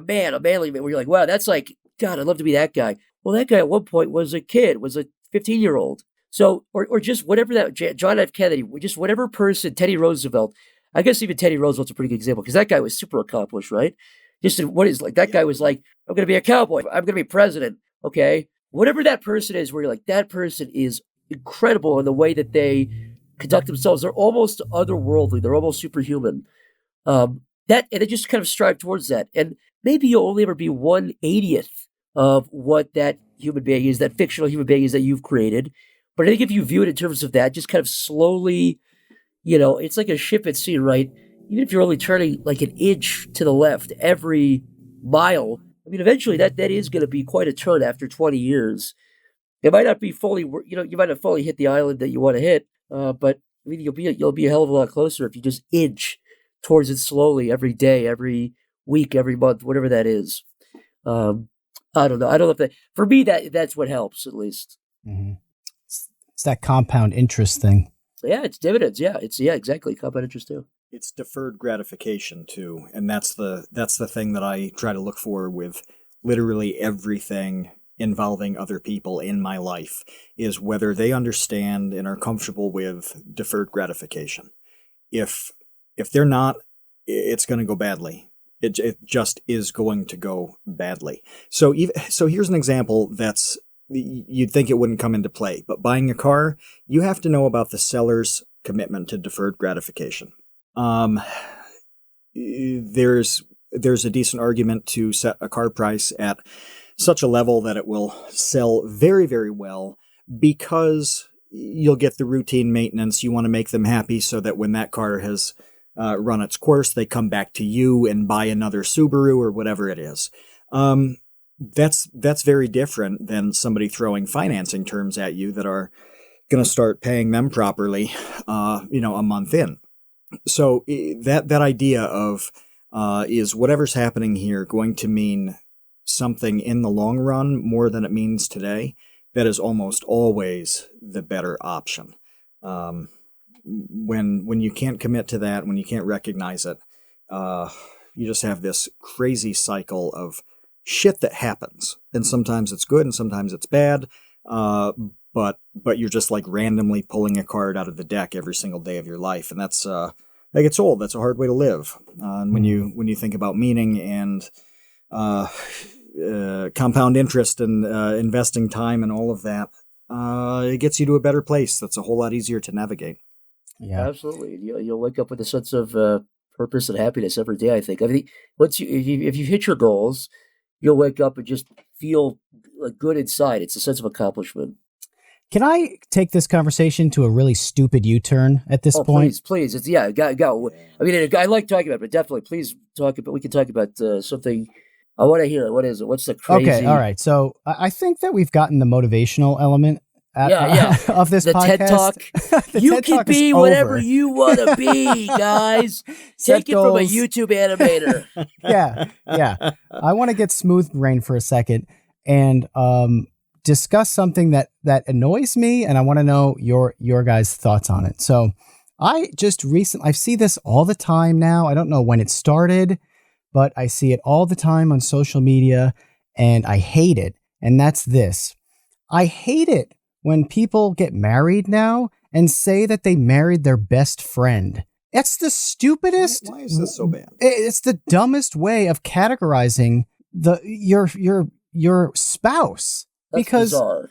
first of all, it's like your spouse should be an elevated, like you should have an elevated It's like a life relationship partner, than yeah. best friend. Like best friend is like your buddy that you barbecue with on the weekend. And if your best friend gets a new job, like in Singapore, then, you have a going away party and you'll say, I'll talk to you pretty much never anymore. Goodbye. If your spouse goes to Singapore, like you have to go as well. Like it's a lot more important. It's a downgrade. If I was the wife, I'd be like, or even the husband, if somebody's saying that, if I was on the receiving end, I'd be like, yeah, it's so you play Xbox with your best friend. You don't fuck your best friend. At least I hope not. Hey, PSA. I have so many questions about your work with Michael Cusack now. Yeah. Oh, wait. It's 2021. It's a brave new That's world. Right. You could get married, but my point is, I think it's a diminishment of a marriage. It's a diminishment of, like, I understand it. Let me circle back a second and say I get what they're saying, that they like this is the person that they like more than anybody else. Like, I get that, but isn't that what love of your life is supposed to signify? It's like a double beat. It's like I get it. Yeah. You guys should have something in common. If you're getting married, if you're tied together until death or until you get divorced, why would you marry somebody that's like a fifth tier friend? It's implicit in getting married. I would hope you're not marrying like, oh yeah, let's look at my acquaintance. I married an acquaintance. Yeah. But the best acquaintance. I married my arch the nemesis. best acquaintance I know. See, that is a power move though, if you marry your arch nemesis, because that means they agreed to it. That's right. I just want people to recognize how dumb it is now. So whenever they see that person that they knew in, first grade, but they're still friends with on social media, talk about marrying their best friend, whether or not you think that's cute, just know that Kevin Lieber thinks Kevin Lieber's behind the rude. computer, scowling and like breaking. He's like, ah! All the lights are off. He's just being lit by his dimly lit the white digital light of his monitor, going, "You fucking bastard! Fuck you!" Reporting your picture to Facebook. Yeah. Kevin, what would you rather somebody says then? The love of their life. Like the most important person in the world, the person they love more than anyone, their soulmate. Okay. There are a lot of other terms here than like the guy who I played wiffle ball with in 7th grade. which is what a best friend is. But what about, like a second and third marriage or a widower remarrying or something? Can you just never talk about them? Can you be like, oh, well, I did have the love of my life, but yeah, she choked on a lukewarm cucumber 7 years ago. And this is the best replacement I could get. I love, Julia here, but no, she wasn't the love of my life. Are you shitting me? My first wife was. What do you do then? Those are things that you can only say once.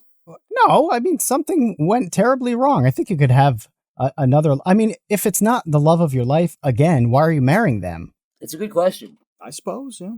So you have to be that level of committed to just lie. To the dead marry. person's not going to know about it.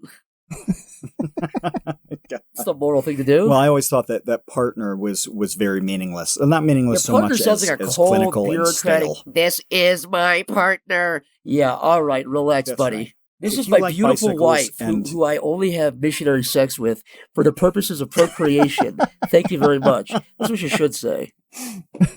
That's what you should be saying at their kids. Yeah. No, it's a strange agreement to split things up, and I always thought that was odd when it's like, oh, this is my life partner. I get the sentiment behind that. I get the sentiment behind what Kevin's criticizing, but yeah, I don't know. I guess we all have to rethink the sweet nothings we utter now.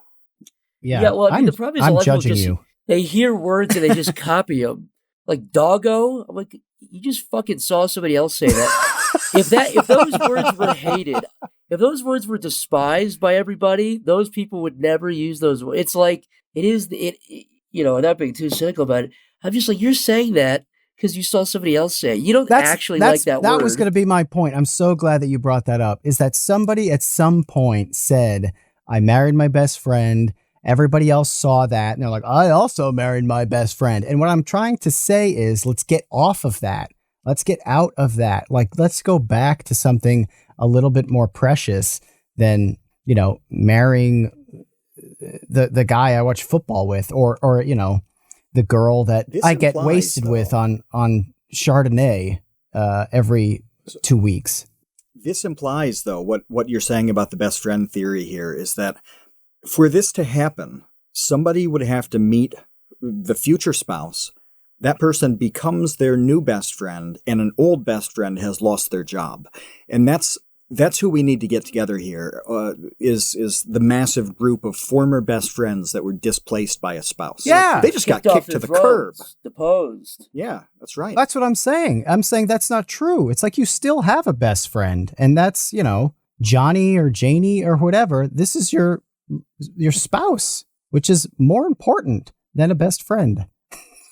It's the next level. Or else you would have married Billy. You would have married your actual best friend. Why didn't you marry your actual best friend? That's my point. That's the logical. You don't want to die with your best friend like in a bicentennial memory. You're both like 130 in bed together. You don't want to be a decomposing skeleton in the ground with your best friend. At least I don't. What's more beautiful than you and your wife fucking turning green and getting eaten by ants inside of a grave, inside of a tomb? Is there anything more beautiful than that? Oh, no. Now we're getting back into like the materialist. So yeah, I brought it to worms eating your wife. You were saying something nice and sweet about loving a wife, and I said about worms eating the wife and ants eating the wife. Well, I just wanted to get that off my chest. No. I mean, I agree with you. Any of these fad words that I know will be gone. It's like, dude, everybody was posting those fucking memes in like 2000, like the Reddit memes in like 2010. I remember saying to people, you guys realize you're all gonna hate this in like 5 years. No, we won't. And the same thing with like all this stuff where it's like, I sound like a miserable fucking 90-year-old man. But when I can tell people, the same people that like this stuff will themselves criticize it in 10 years. That's when I'm like, stop. But when it's like, it's like a thing that a movie they're interested in, whatever. But when it's like they're just copying like Reddit lingo, I'm like, you yourself will shit on this version of yourself in 10 years or 5 years. I know it. I'm just telling you. Well, it's like live, laugh, love. It's like, well, okay, what else are you supposed to do? Like, thanks for the advice. Like, yeah, okay, so what? Live, laugh, Several. love. Die, All right. cry, and hate, Kevin. You're supposed to do die, cry, and hate. Die, cry, hate. No one's mantra is that. So what I'm saying is you don't need the opposite of that. I don't get it. Like, who's that for? It's just a reminder, man. You don't got to be so negative. It just makes you feel good because you look at it, you go, wait, live? All right, I'm doing that. Laugh. Ha, you laugh. Then you think love, and you go, fuck, I need to find somebody to love. It's just a nice reminder. You know what I mean? Those are your people goals. don't need antidepressants. They just need more live, laugh, love shit around their house. More reminders to live, laugh, love. There's a comma there. You have to breathe every time between those words. It's 3 different ideas wrapped in one. The daily affirmation. Like, and it's a little bit of alliteration. You know what I'm talking about? Daily alliteration. You got to have something, though. You got to have something next to the little graphic that says it's wine o'clock. Yeah. It's 5 the hands o'clock on somewhere. every hour.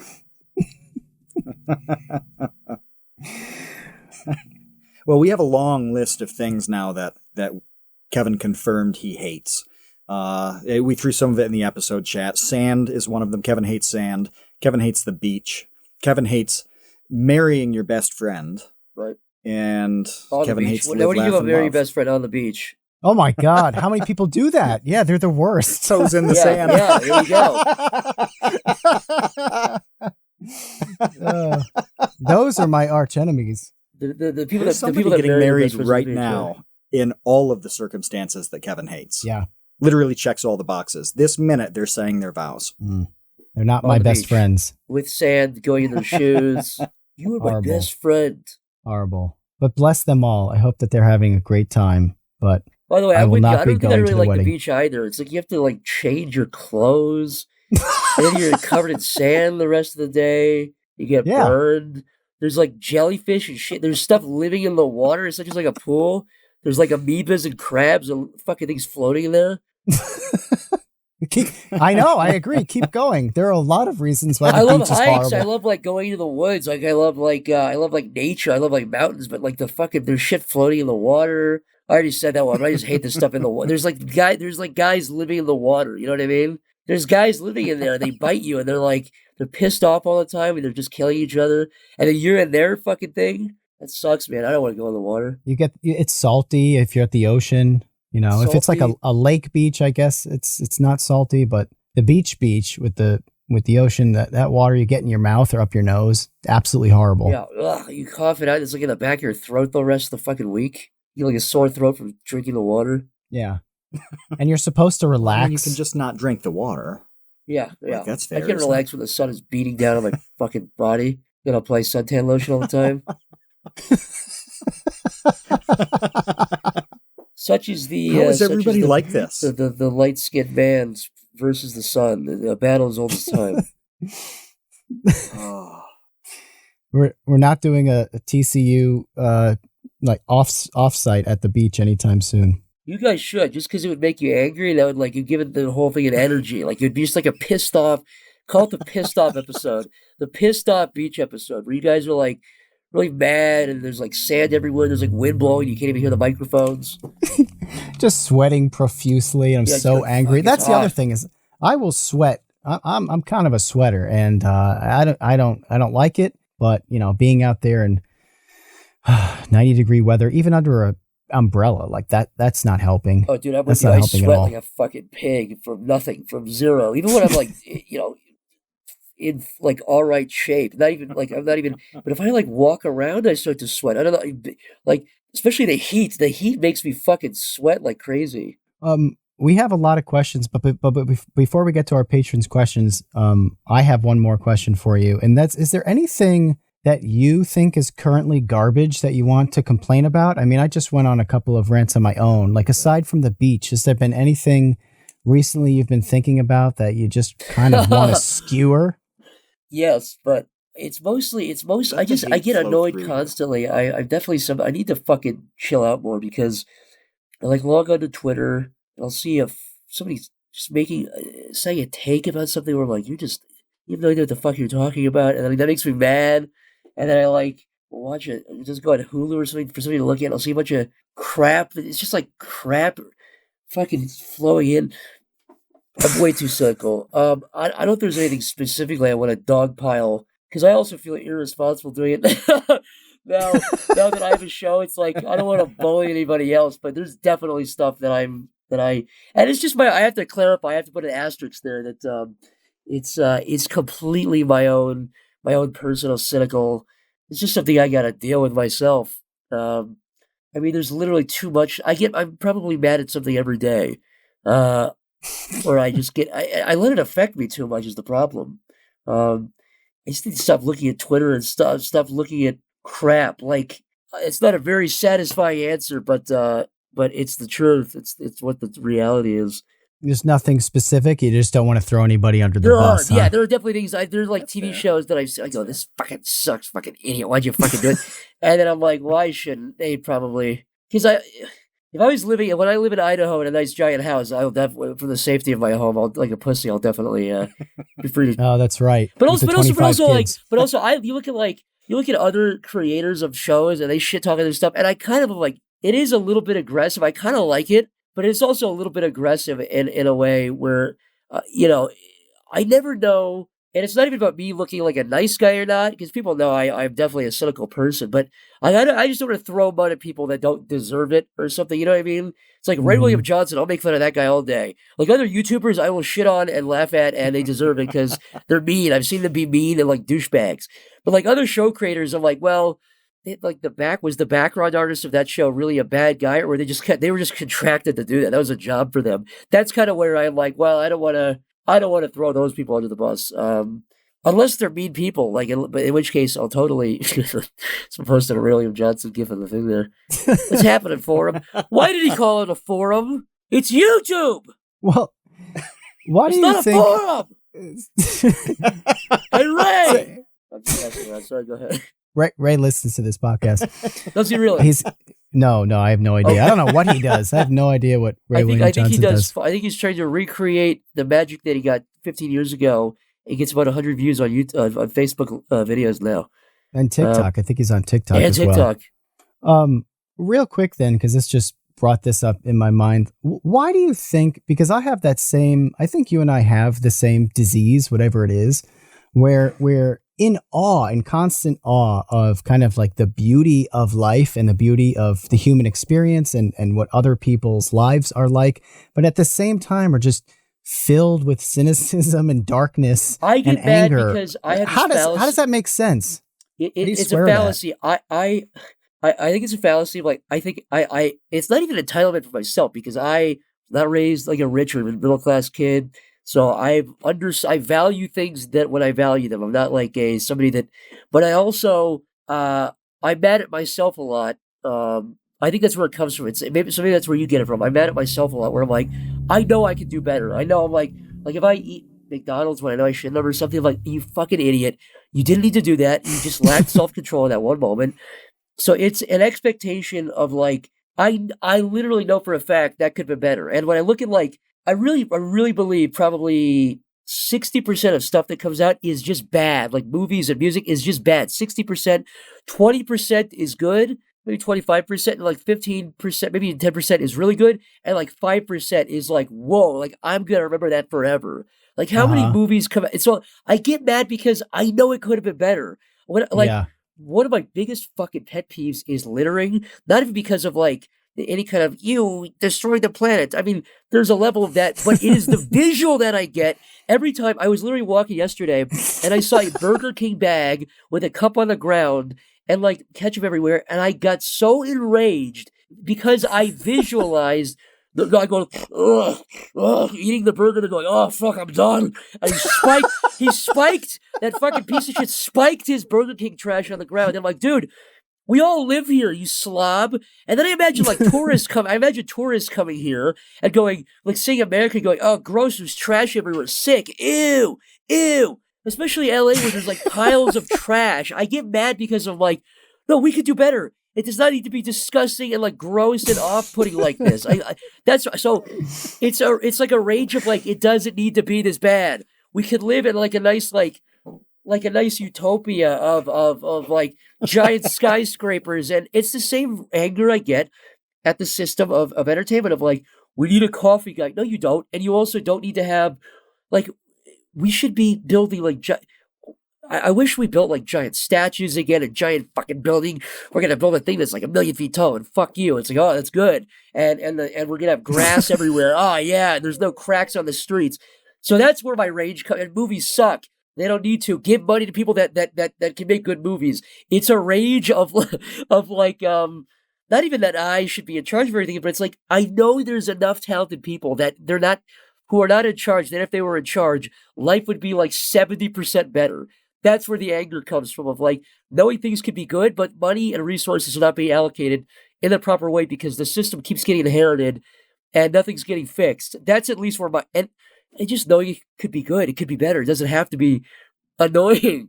Life doesn't have to be annoying.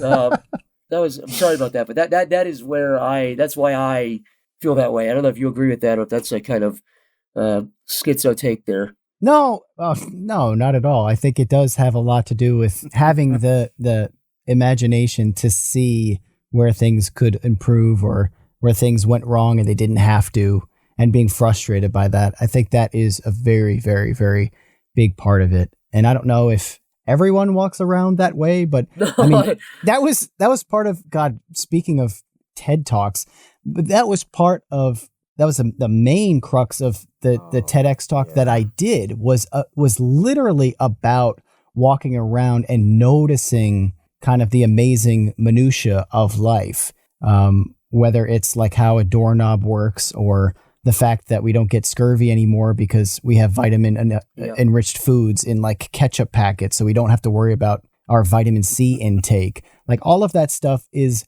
amazing, but there is that coin, the two-sided coin, where on one side of the coin you're kind of in constant awe of the beauty of things, and on the other side of the coin you're like in constant disgust.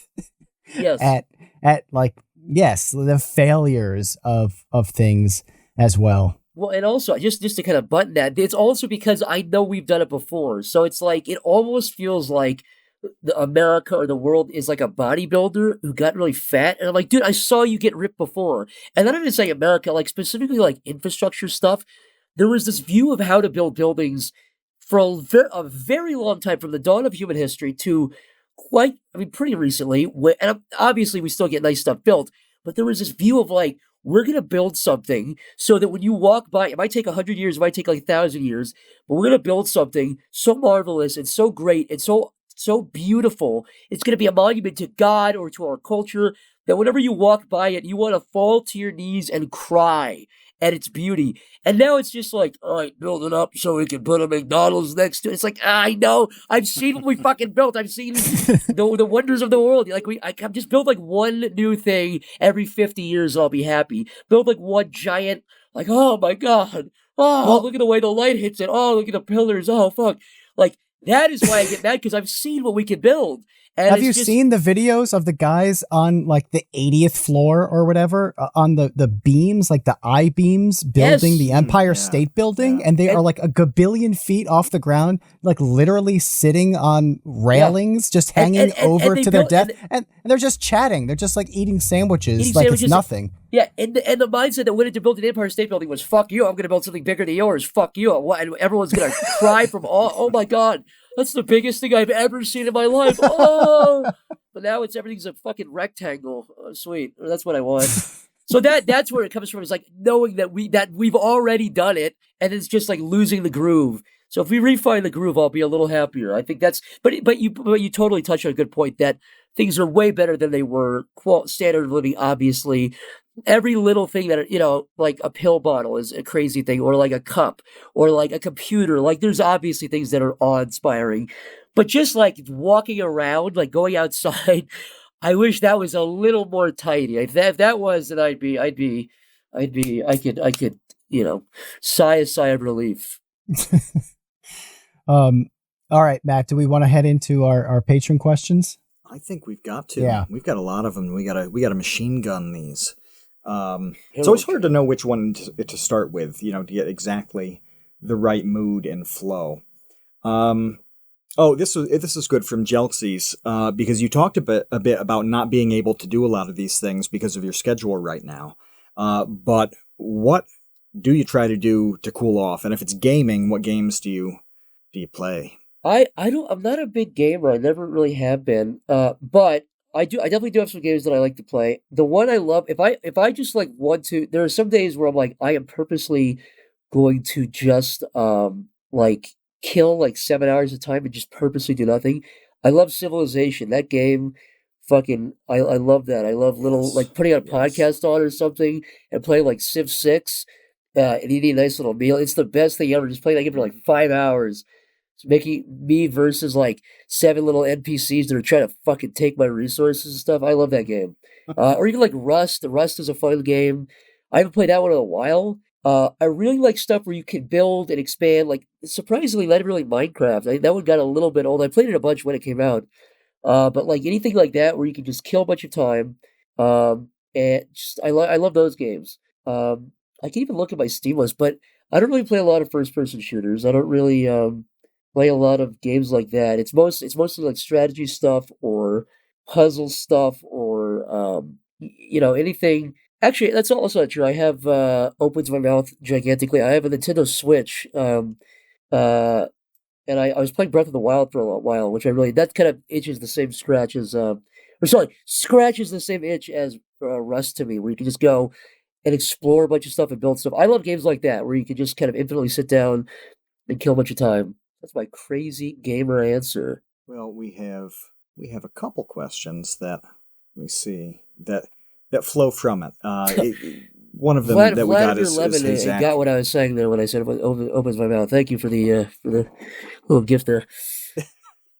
Well, Vladimir Lemon also asked, "What's a beverage you've been enjoying recently?" Oh man, so my favorite little no treat is definitely Diet Dr Pepper, but I'm off soda now, so probably I sound like such a fucking square, but I like sparkling water. Like I really like any kind of like Perrier or like any crap that tastes like soda but is not soda, because I try to only get my caffeine from coffee now. Because what happened was I gave up soda for years. I don't drink regular soda, and then I used to drink diet, and then I switched out for coffee, and I tried to give up coffee and have no caffeine. But when I did that, I fucked up and I went back to diet soda. And then so now I said, all right, fine, I'll drink coffee. I'll just drink less of it. And so my boring, like lame, like monk answer is sparkling water is my exotic beverage. Sparkling water. Ooh. A little bit crazy for you. A little bit out there. Sparkling water. 0 calories. Yeah. Try not to get too impressed, people. I live on the edge. Well, Kevin, you've been off caffeine now for how long? 3 weeks.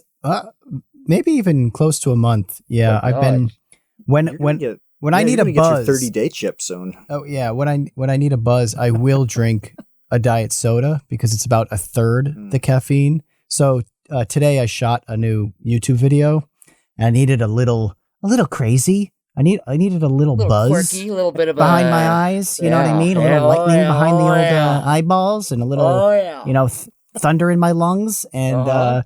I went a little wacky and had a Diet Coke Zero before I shot the video. Son of a bitch, you crazy mother. But yeah. Serious question: how long did it? You must have gotten withdrawals the first like couple days, right? That must have been brutal. I was unable to totally get off caffeine. Oh yeah, I don't know why it wasn't that bad. I think I was pretty fatigued and tired for the first few days. Maybe the first 4 days I was pretty tired, but. I didn't like get the shakes or have like a terrible headaches or anything like that. And I was drinking a lot. I was drinking at least a Monster a day, sometimes more. And sometimes I'd have the, like the rock stars that have like a gabillion milligrams of caffeine in it. I used to love drinking. I haven't had energy drinks in a long time, but I was like 19 or 20. I used to drink, Rockstar. Not only would I get that, but I'd get those fucking ones that are so big they have the giant. It's not even like a regular opener. It's like the thing where it goes and the fucking steam comes out of it. That thing. I used to drink like 2 of those a day. I don't know how my heart must be racing. My probably is going it's like a fire extinguisher. It's like a weird Soviet era like weapon of war. Like shit comes out of it. That's poison. That's not anything that. That's not a cocoa leaf anywhere that's being ground into beans. Oh. Well, we have to move on to James's question. And by the way, James, thank you for popping in. You've been a longtime supporter of the show and made it happen. And it would not have been episode 100 without you coming in. So, yes, thank you for doing whatever you do in Australia at whatever hour it is to make that happen. But James asks if there's ever any time or reason you wish that your face was better known, because there are very few YouTubers like you, How to Basic, Internet Historian, who have achieved a certain level of notoriety with no real face attached. No, I love it. I love it. The whole reason I don't go on camera that often is because it's actually sort of funny, which is what I realized. But I really like making stuff, and I'm not totally opposed to ever starring in something live action if it's something that I want to be in or something like that. But I really like the ability of being an animation guy, of just being able to walk around and nobody knows what I look like. There's something really nice about that. And I know that sounds like, like I'm overvaluing myself, but I have legitimately been recognized. But ironically, it's because of my voice. So what I've realized now is because of not putting a voice on for my animations, when I talk, it kind of betrays who I am. So, people, if you walk in the street, you probably would not, you definitely not recognize me. But I've had a few people.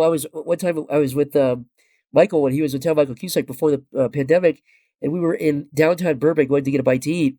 We were against a wall of a building talking, and some guy walked by and heard him and I talking, and he was walking. It was like a 20-something-year-old guy, and he was walking, and he stopped. And he turned around, and I was like, "Oh, I must." And he was like, "Wait, are you two?" So he just from our voices, he didn't even notice, look at our faces. Wow.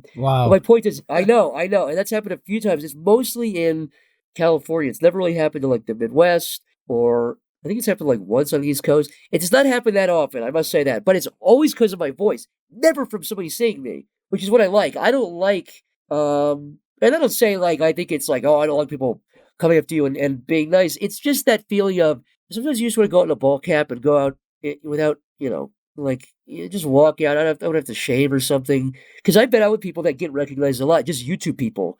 And I'm the interactions are very nice. And I've never seen an unpleasant experience.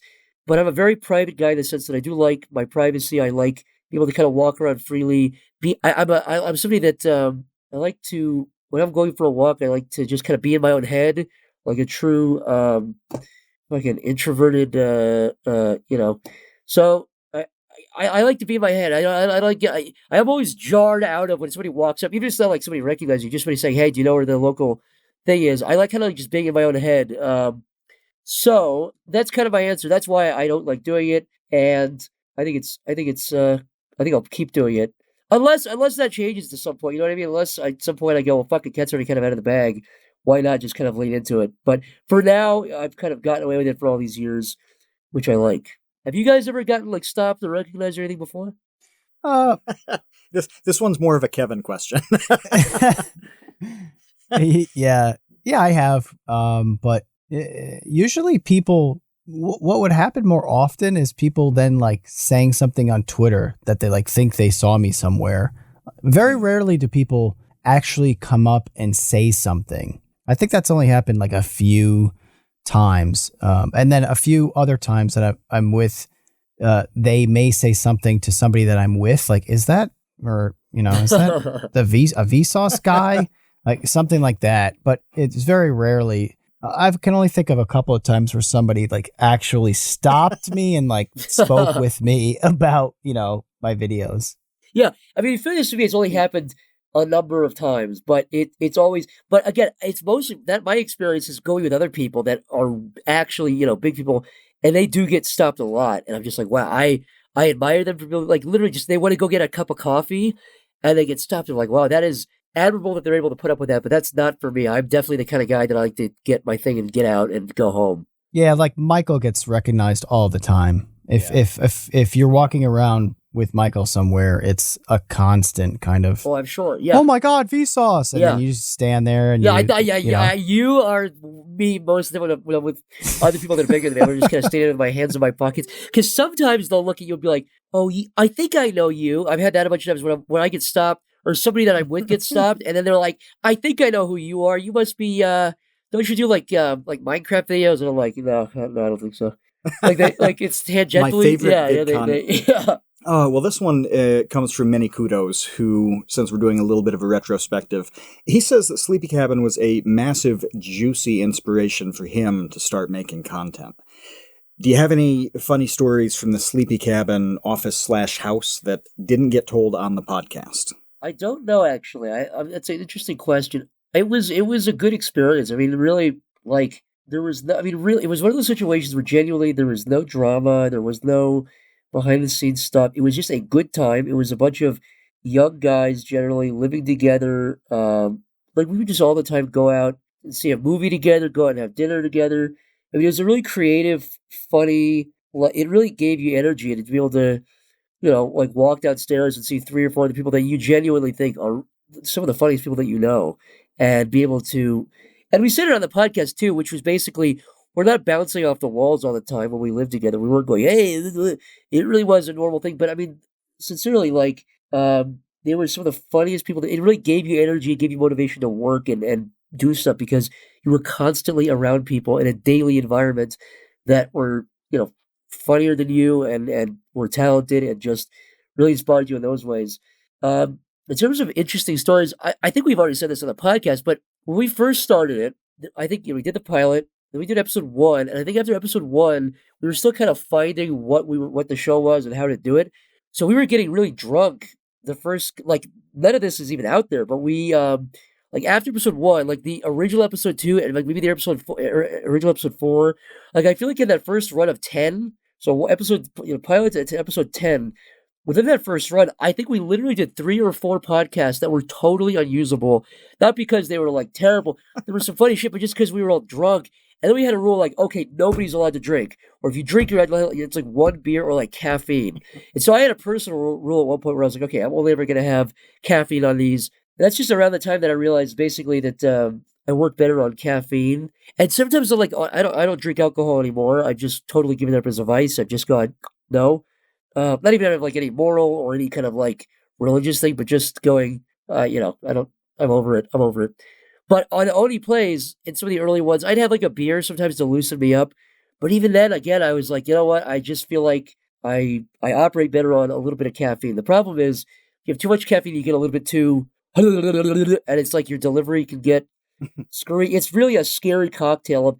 And I know I'm not fucking like, I don't know, Richard Pryor or like Norm Macdonald. So I'm saying my delivery, but you just realize that sometimes you hit a stride and some things throw off the stride and some things help it. So just kind of finding, alcohol helps me a little bit, but then you can slow down.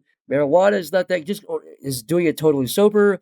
How much sleep? Like I always try to find stuff that fucks me up or makes me worse and just try to avoid that stuff. But anyways, so with Sleepycast though, that first run of 10, we did a bunch that were just us like babbling and screaming and just actually unusable. And then eventually we got into the groove of it, and I think started to really understand how to do it. One day we'll leak the lost episodes. Yeah, somebody probably has them somewhere. I have no idea where those are. They're in.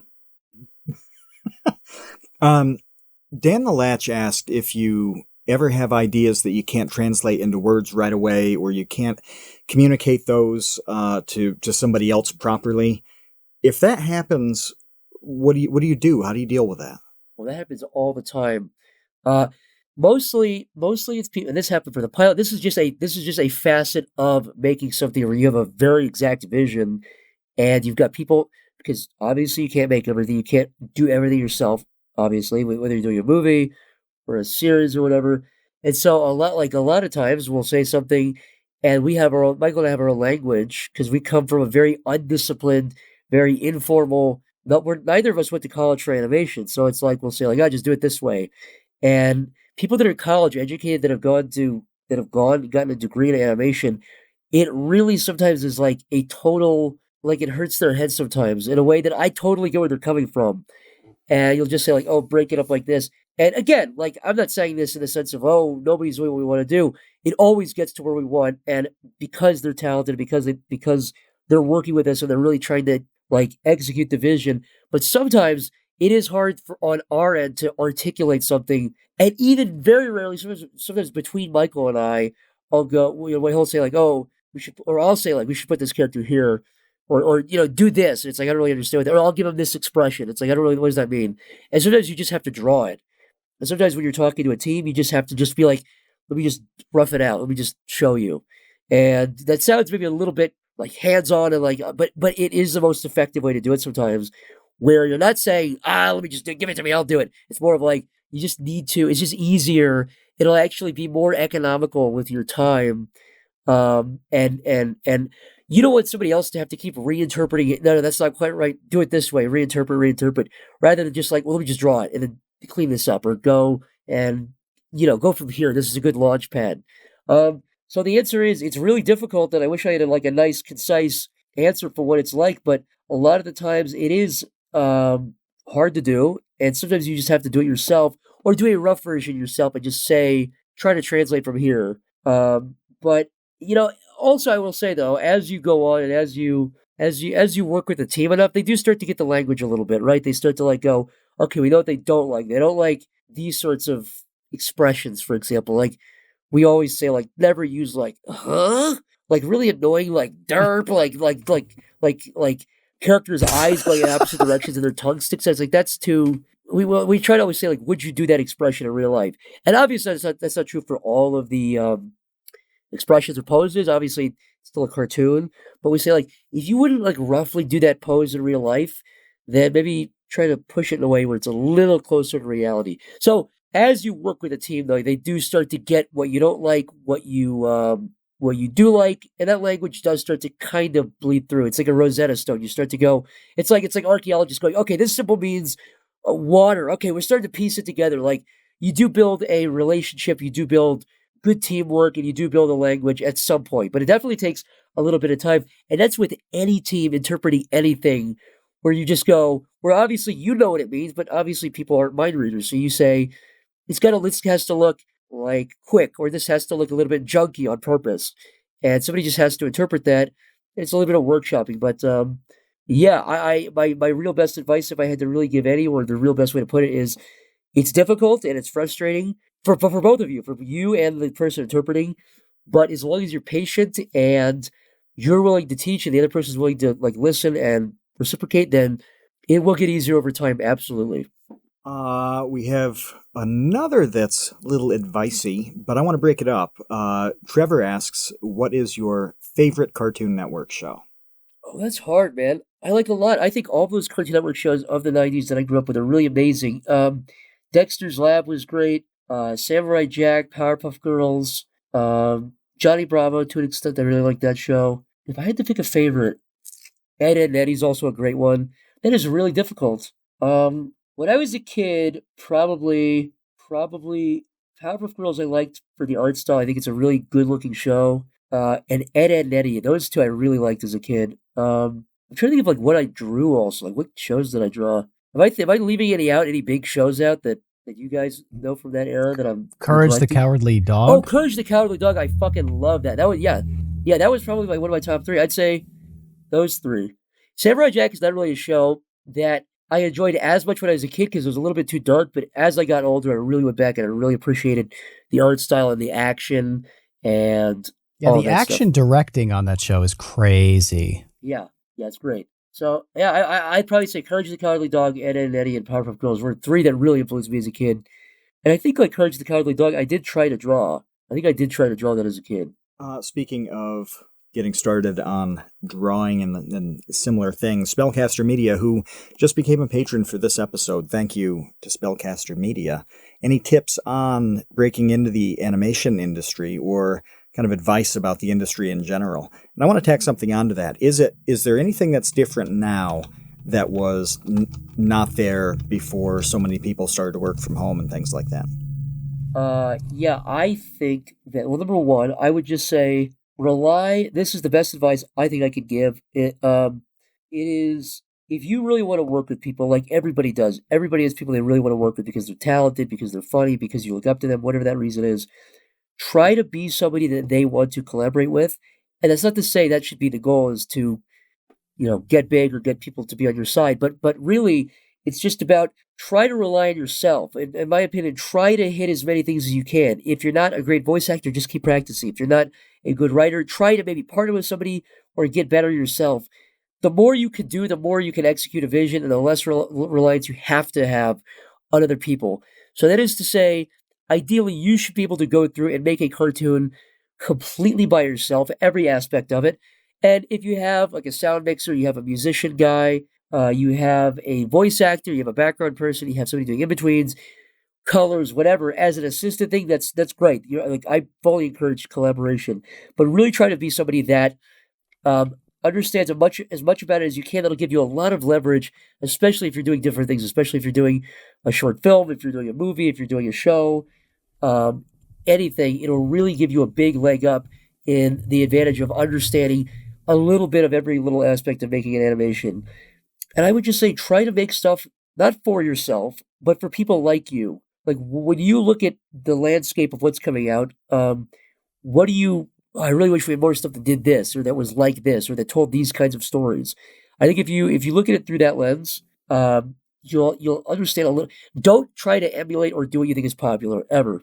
Now, if you want to do like a parody or something to get a fan base, I think that's totally fine to do that. I'm just saying specifically on humor and the way you're telling story, like your voice, basically, not even subject matter. I think subject matter, you're allowed to pander when you're first starting off.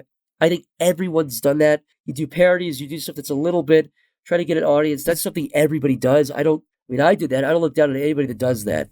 You don't have to do that, by the way, either. But as long as your actual voice is not being, sacrificed or anything like that, I think then you should be good to go. And the second thing you were saying was about, is anything different?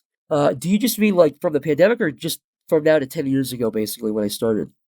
Oh, I was thinking, like, have there been any kind of recent changes to what would be good for anybody? But honestly, anything that that goes back that far is good too. So in terms of stuff that with the pandemic, I actually don't know because we made the pilot remotely anyways. We didn't use any in-play studio. We basically made the pilot kind of how we're making the series. Excuse me. So I've actually never worked in a physical studio, so I'm kind of really biased in a weird way in that way.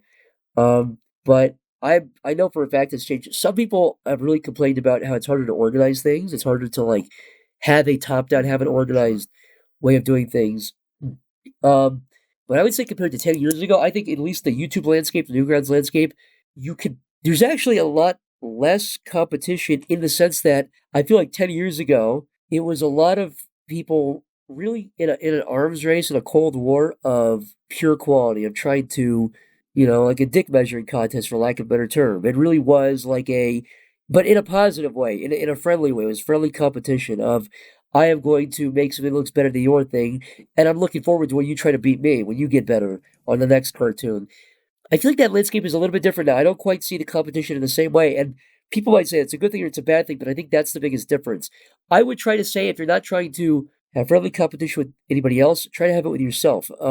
Try to improve your work on every subsequent thing you do. It doesn't have to be like movie quality, and also there is such a thing as getting lost in, being a perfectionist and saying this has to look like a movie. Well, there's also such a thing as just getting it out.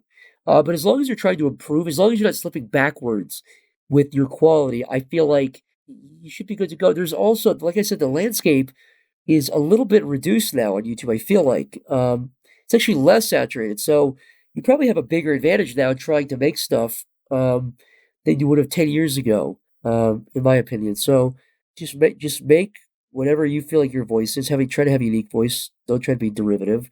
I mean, a little bit of derivative is fine. That's how everybody starts out. And just try to improve on every piece of art you make. Well, what do you do when you're trying to do that and it's not happening? And this is Marco's question. You're on this path that's going slowly on achieving the goals that you talked about, defining and how important they are. What do you say when they start to get discouraged or frustrated? What do they do?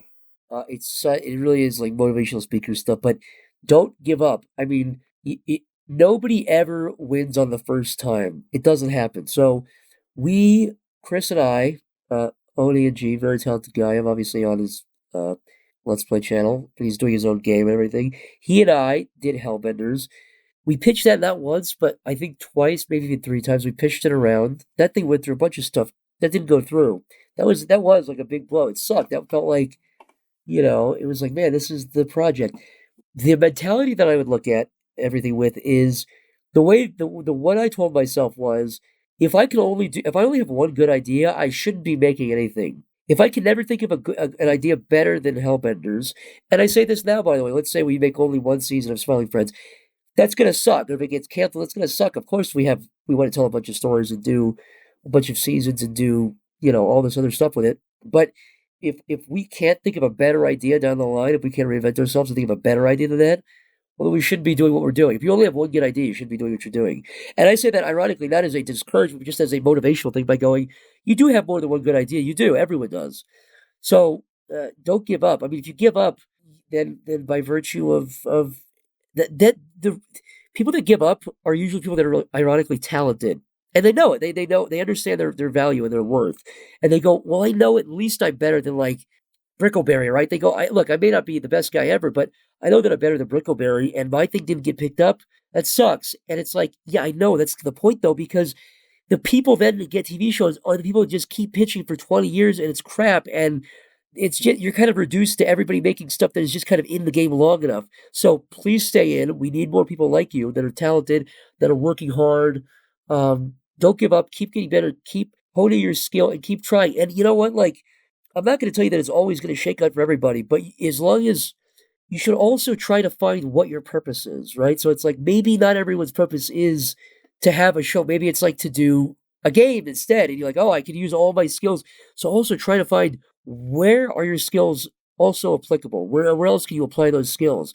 Oh, you know what? Instead of, I really wanted to work on TV because I really grew up on South Park and I love that show. But man, I can't do it. Well, maybe you are the perfect fit for you're the perfect editor for like Star Wars or something, some new movie, some big thing. And you had no idea because you were only focused on this one specific narrow goal. So keep your options open. Say yes to jobs you think will be good. Don't say no to everything if it doesn't perfectly fit your exact thing, because sometimes, a lot of time, you'll say yes to something that you think is like, well, it's quality. It's not exactly what I want to do, but it's quality. And then 5 or 10 years later, that person contacts you and says, hey, I'm working on this thing. And that leads to a job where you get paid a lot of money, or it's like the perfect fit, or you do really well and you get an award. So keep your options open. Understand where else your skills are applicable, and just don't give up. Don't give up. I mean, really don't give up. Use it as, if you can translate that disappointment into fuel, you will be unstoppable. Try to take that emotion and use it as a motivator, because if you can do that, you're using like air as energy. Like you have free energy basically at that point. Kevin, that reminds me just of so many things that you've said about plowing through, thinking of the creative stuff in terms of comedy. You did that. And if you'd quit at any point in that, literally humanity would be deprived of one of the most impactful educational resources in the history of mankind, because you got frustrated with comedy and decided to give up. Decided to give up on everything. Yeah, if I had decided to give up on everything because the comedy stuff wasn't going so well, then there would be no hundreds of millions of education views on Vsauce 2. That's definitely for sure. Yeah. And the other thing I would just quickly piggyback on what Zach's saying is, like, a lot of people are going to give up. So if you're not one of them, you've already jumped the line like tremendously in terms of the people who are in line ahead of you. So that is really good advice. Yeah, stay in the game. A couple more, and then we can let you out. Guy asks, "What is your earliest memory?" My earliest memory. That's a very good question. Do you have one, Kevin? Earliest memory? Okay, yes, but I don't know if it's a real memory or if it's the memory of a dream. Okay. You laugh because you know me, and this is how I remember things, because my brain is so broken. I honestly cannot discern reality from dreams. So my earliest memory, whether it happened or it was the first dream I could remember, and this is so mundane, so like apologies for the build up to this, was being young. I don't remember, like under 5 years old, and smelling pancakes and being kind of entranced, a la like some cartoon character like sniffing a pie cooling on the edge of a window and then falling down the stairs because I was like not paying attention to to going down the stairs. I fell down the stairs entranced by the smell of pancakes. That's my earliest memory. But I don't know if it actually happened to me or I just dreamed it. But there you go. Yeah, I have like fragments of memories. None of them are funny, but I've got fragments of memories of like looking at a chair. I think I looked at a chair in like 1995. I have nothing. I don't know. I just remember looking at a chair. I have like, so it's not even more than anything. It's just like fragments of Big 2 or 3, and just like looking at stuff, just going, oh, okay, that's like, just like I think it was my brain categorizing stuff. Going, oh, that's a chair. That's completely insignificant. I'm sorry. I wish I had a more interesting answer to that. No, it's always strange to me when people say they have a memory that's really, really young. It's like I was an infant, and I remember I don't even know. I mean, maybe that is true, but I'm like, I most of my memories start when I was like a kind of a thing, like age 6 or 7. When you're kind of going into first grade. Sure. A lot of that stuff I remember. It's like maybe 3 or 4. I just remember like being taken from a car to the inside, like weird stuff like that, where it's just useless crap and from wasteful information. Well, Tom Videoger is asking about Smiling Friends, but in particular, whether any of the Rick and Morty universe people have reached out to you or Michael in regards to Smiling Friends. Not yet. I mean, we always talk. Oh man, this kind of gets me on a tangent. So nobody has yet. I had. It's not going to happen. It's actually kind of a spoiler. We want to do a crossover with another cartoon that is, I have no idea if this will even happen. We want to do a crossover with another cartoon that people will probably not be happy with, but that I am really excited with because it will annoy everybody. I'll just leave it at that, but the answer is no. I mean, dude, look, like, I'd love to do, like, who wouldn't want to do a fucking Simpsons couch gag or something? I'd love to do any kind of crossover, like, you know what I mean? Like, that's the dream, but, let me just leave it at this. There's a cartoon crossover that I really want to do that would drive everybody fucking crazy. And we want to tee that up. We want to start that episode off as you think it's going to be a crossover for another good series, and it totally switches gears. I will leave it at that. I have no idea if that's going to happen. That's like my, that's my dream is a crossover. I would say it if I thought it was never going to happen. But there's like a 1% chance. 1% is enough. I know, exactly. That's my hope. That's enough to hold on. Hope. This is a really good question from James, who we talked about before.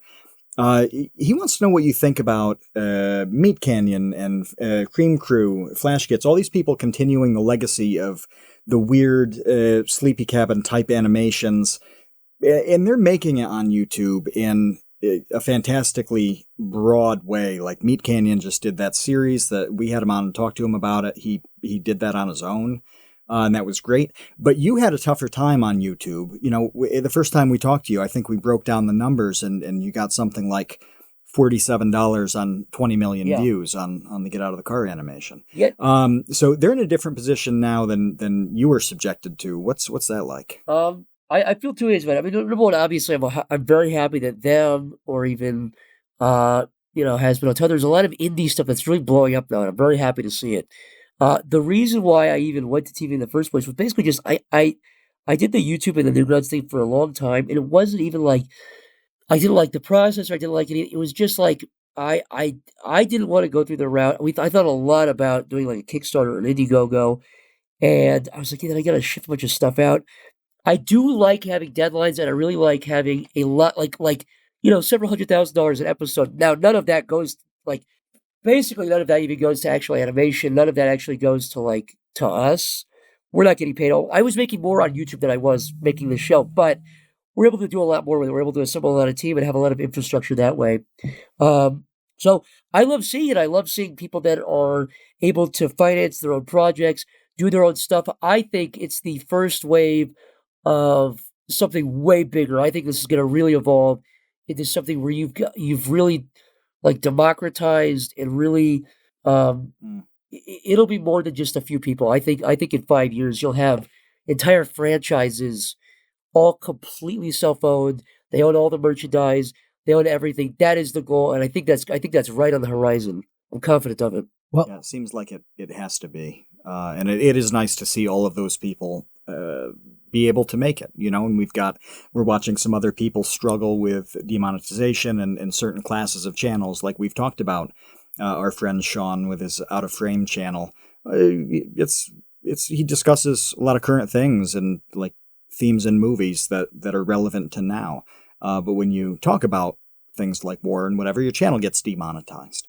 We've got some people to, with problems to work out. It's going to be nice when they hit that point that we're seeing Meat Canyon at, where he can make a buck on his stuff, which lets him make more of it and more of it, and we got Monster Lab out of that. So, no, it's moving in the right direction, even though the steps day by day, we hear about people getting shut down. It's kind of grim. And by the way, none of this is going to be easy. Nice. Like nothing ever comes easy ever. Like you have to fight for every single thing you want. Nobody gets something they want for free. You can't will into existence something you desire without having to struggle. So it's probably been a nightmare, like for all those people to do that. It's a nightmare for us kind of working on this thing, but it's like, that is the process. There's no such thing as it's all easy and then you dominate and then now you have a bunch of money and you can make exactly what you want to make. It's always going to be a struggle, a fight, a battle to get exactly what you want to win, to get an inch of territory from Hollywood, to get a little bit of ground. But it's all going to be worth it. I'm confident of that. I want to thank our patrons for the questions. I have one more before we let you go, because I'm really intrigued by this and I just want to satisfy my own curiosity. You mentioned wanting to make a movie. Would that be an animated film or a live action film? Like, do you have a sense of really where your ambitions lie there? Yeah, we've got I have a couple ideas. Some are animated, some are live action. I'd really love to do something live action, but use basically the principles of how, the mind of a storyboard artist, somebody that can, like all my favorite movies, a lot of them, like Jurassic Park and like Terminator 2, a lot of those movies were storyboarded. They were thumbnailed out by the directors beforehand. Like James Cameron, I think thumbed out almost all of his stuff. And that uses like almost like an animated sense of framing of shots. So yeah, there's a few movies I'd love to make that ideally I would just pick one, or maybe if that one did well. But the genre I'd love to do is something that is, gives people the same sense that I got when I first watched Back to the Future or RoboCop or Ghostbusters, or like I was invoking Star Wars a bunch. I'm not a big Star Wars fan. I mean, kind of Star Wars, but like really like those movies that take you to another place where you fall over the characters, you fall over the world. I have no idea fully what that's going to be, but I'd love to just make something like that and try to do a really good job of it. Try to really, make a good movie that really takes people to another place where they really enjoy it. I think there's a lot of potential too to do something animated as well, and to just, this is so vague, doesn't really matter. Michael and I talked about, we'd love to do like a Smiling Friends movie, 100%. Hellbenders, we had an idea for what the movie would be, so I'm always in that mindset of making my favorite movies ever that are animated are like the South Park movie. That's an amazing film. The Beavis and Butthead movie is great. The Simpsons movie, they have like a dome dropped. It's whatever. That movie's fine. But like specifically South Park and Beavis and Butthead, those are like amazing adaptations of the shows. I'd love to, if Michael and I could take a crack at like a big thing like that, that'd be great. So yeah, I think definitely there's a few ways you could do it. But in terms of like going out, like we're not even, season 1's not even out. But if you're really asking, we talk about it all the time because we're fans of cartoons. We talk about how long should a TV show go on, right? If you're like the guys in charge of The Simpsons, you're like in charge of Family Guy. Oh, we would end it at season 8 or season 5. It's like those are as weird as that is, the kind of left brain way of looking at it. I love that stuff. So I've got a few ideas for stuff that could be live action, but I'd love to do a Smiling Friends movie. I'd love to do something animated as well. Well, for now, we'll be happy just when Smiling Friends season 1 finally drops. It's been, COVID really took a bite out of last year and has made us wait a little longer. But it's one of the only things, this is again going to sound so cynical. It's one of the only things I'm looking forward to in terms of shows. I'm going to be honest. Like there, in terms of movies, in terms of shows, there are very few things that I actually look forward to with that stuff. I guess there are a lot of video games. You know, I don't hate everything. Okay, listeners, I like video games a lot. There are some of those I'm looking forward to. But man, with like when it comes to movies and TV shows, I'm like pretty picky about what I actually like to watch. And I loved the pilot that you guys did. I am absolutely confident that season 1 is going to be great. I can't wait for it to drop. And I'm so excited that you guys are making it. So just thanks. Thanks for making something that I'm looking forward to, because that's a hell of an accomplishment. Well, thank you very much. To keep getting out of bed every we're day. excited to be making it. We hope people like it. The view that we're taking is we want to make every episode like a little movie where every episode's hopefully totally different. So do not expect. I love watching people predict what's going to happen. I would say expect to see the unexpected. I hope people are surprised pleasantly and they're happy with how the show kind of takes shape. Well, again, I can't wait.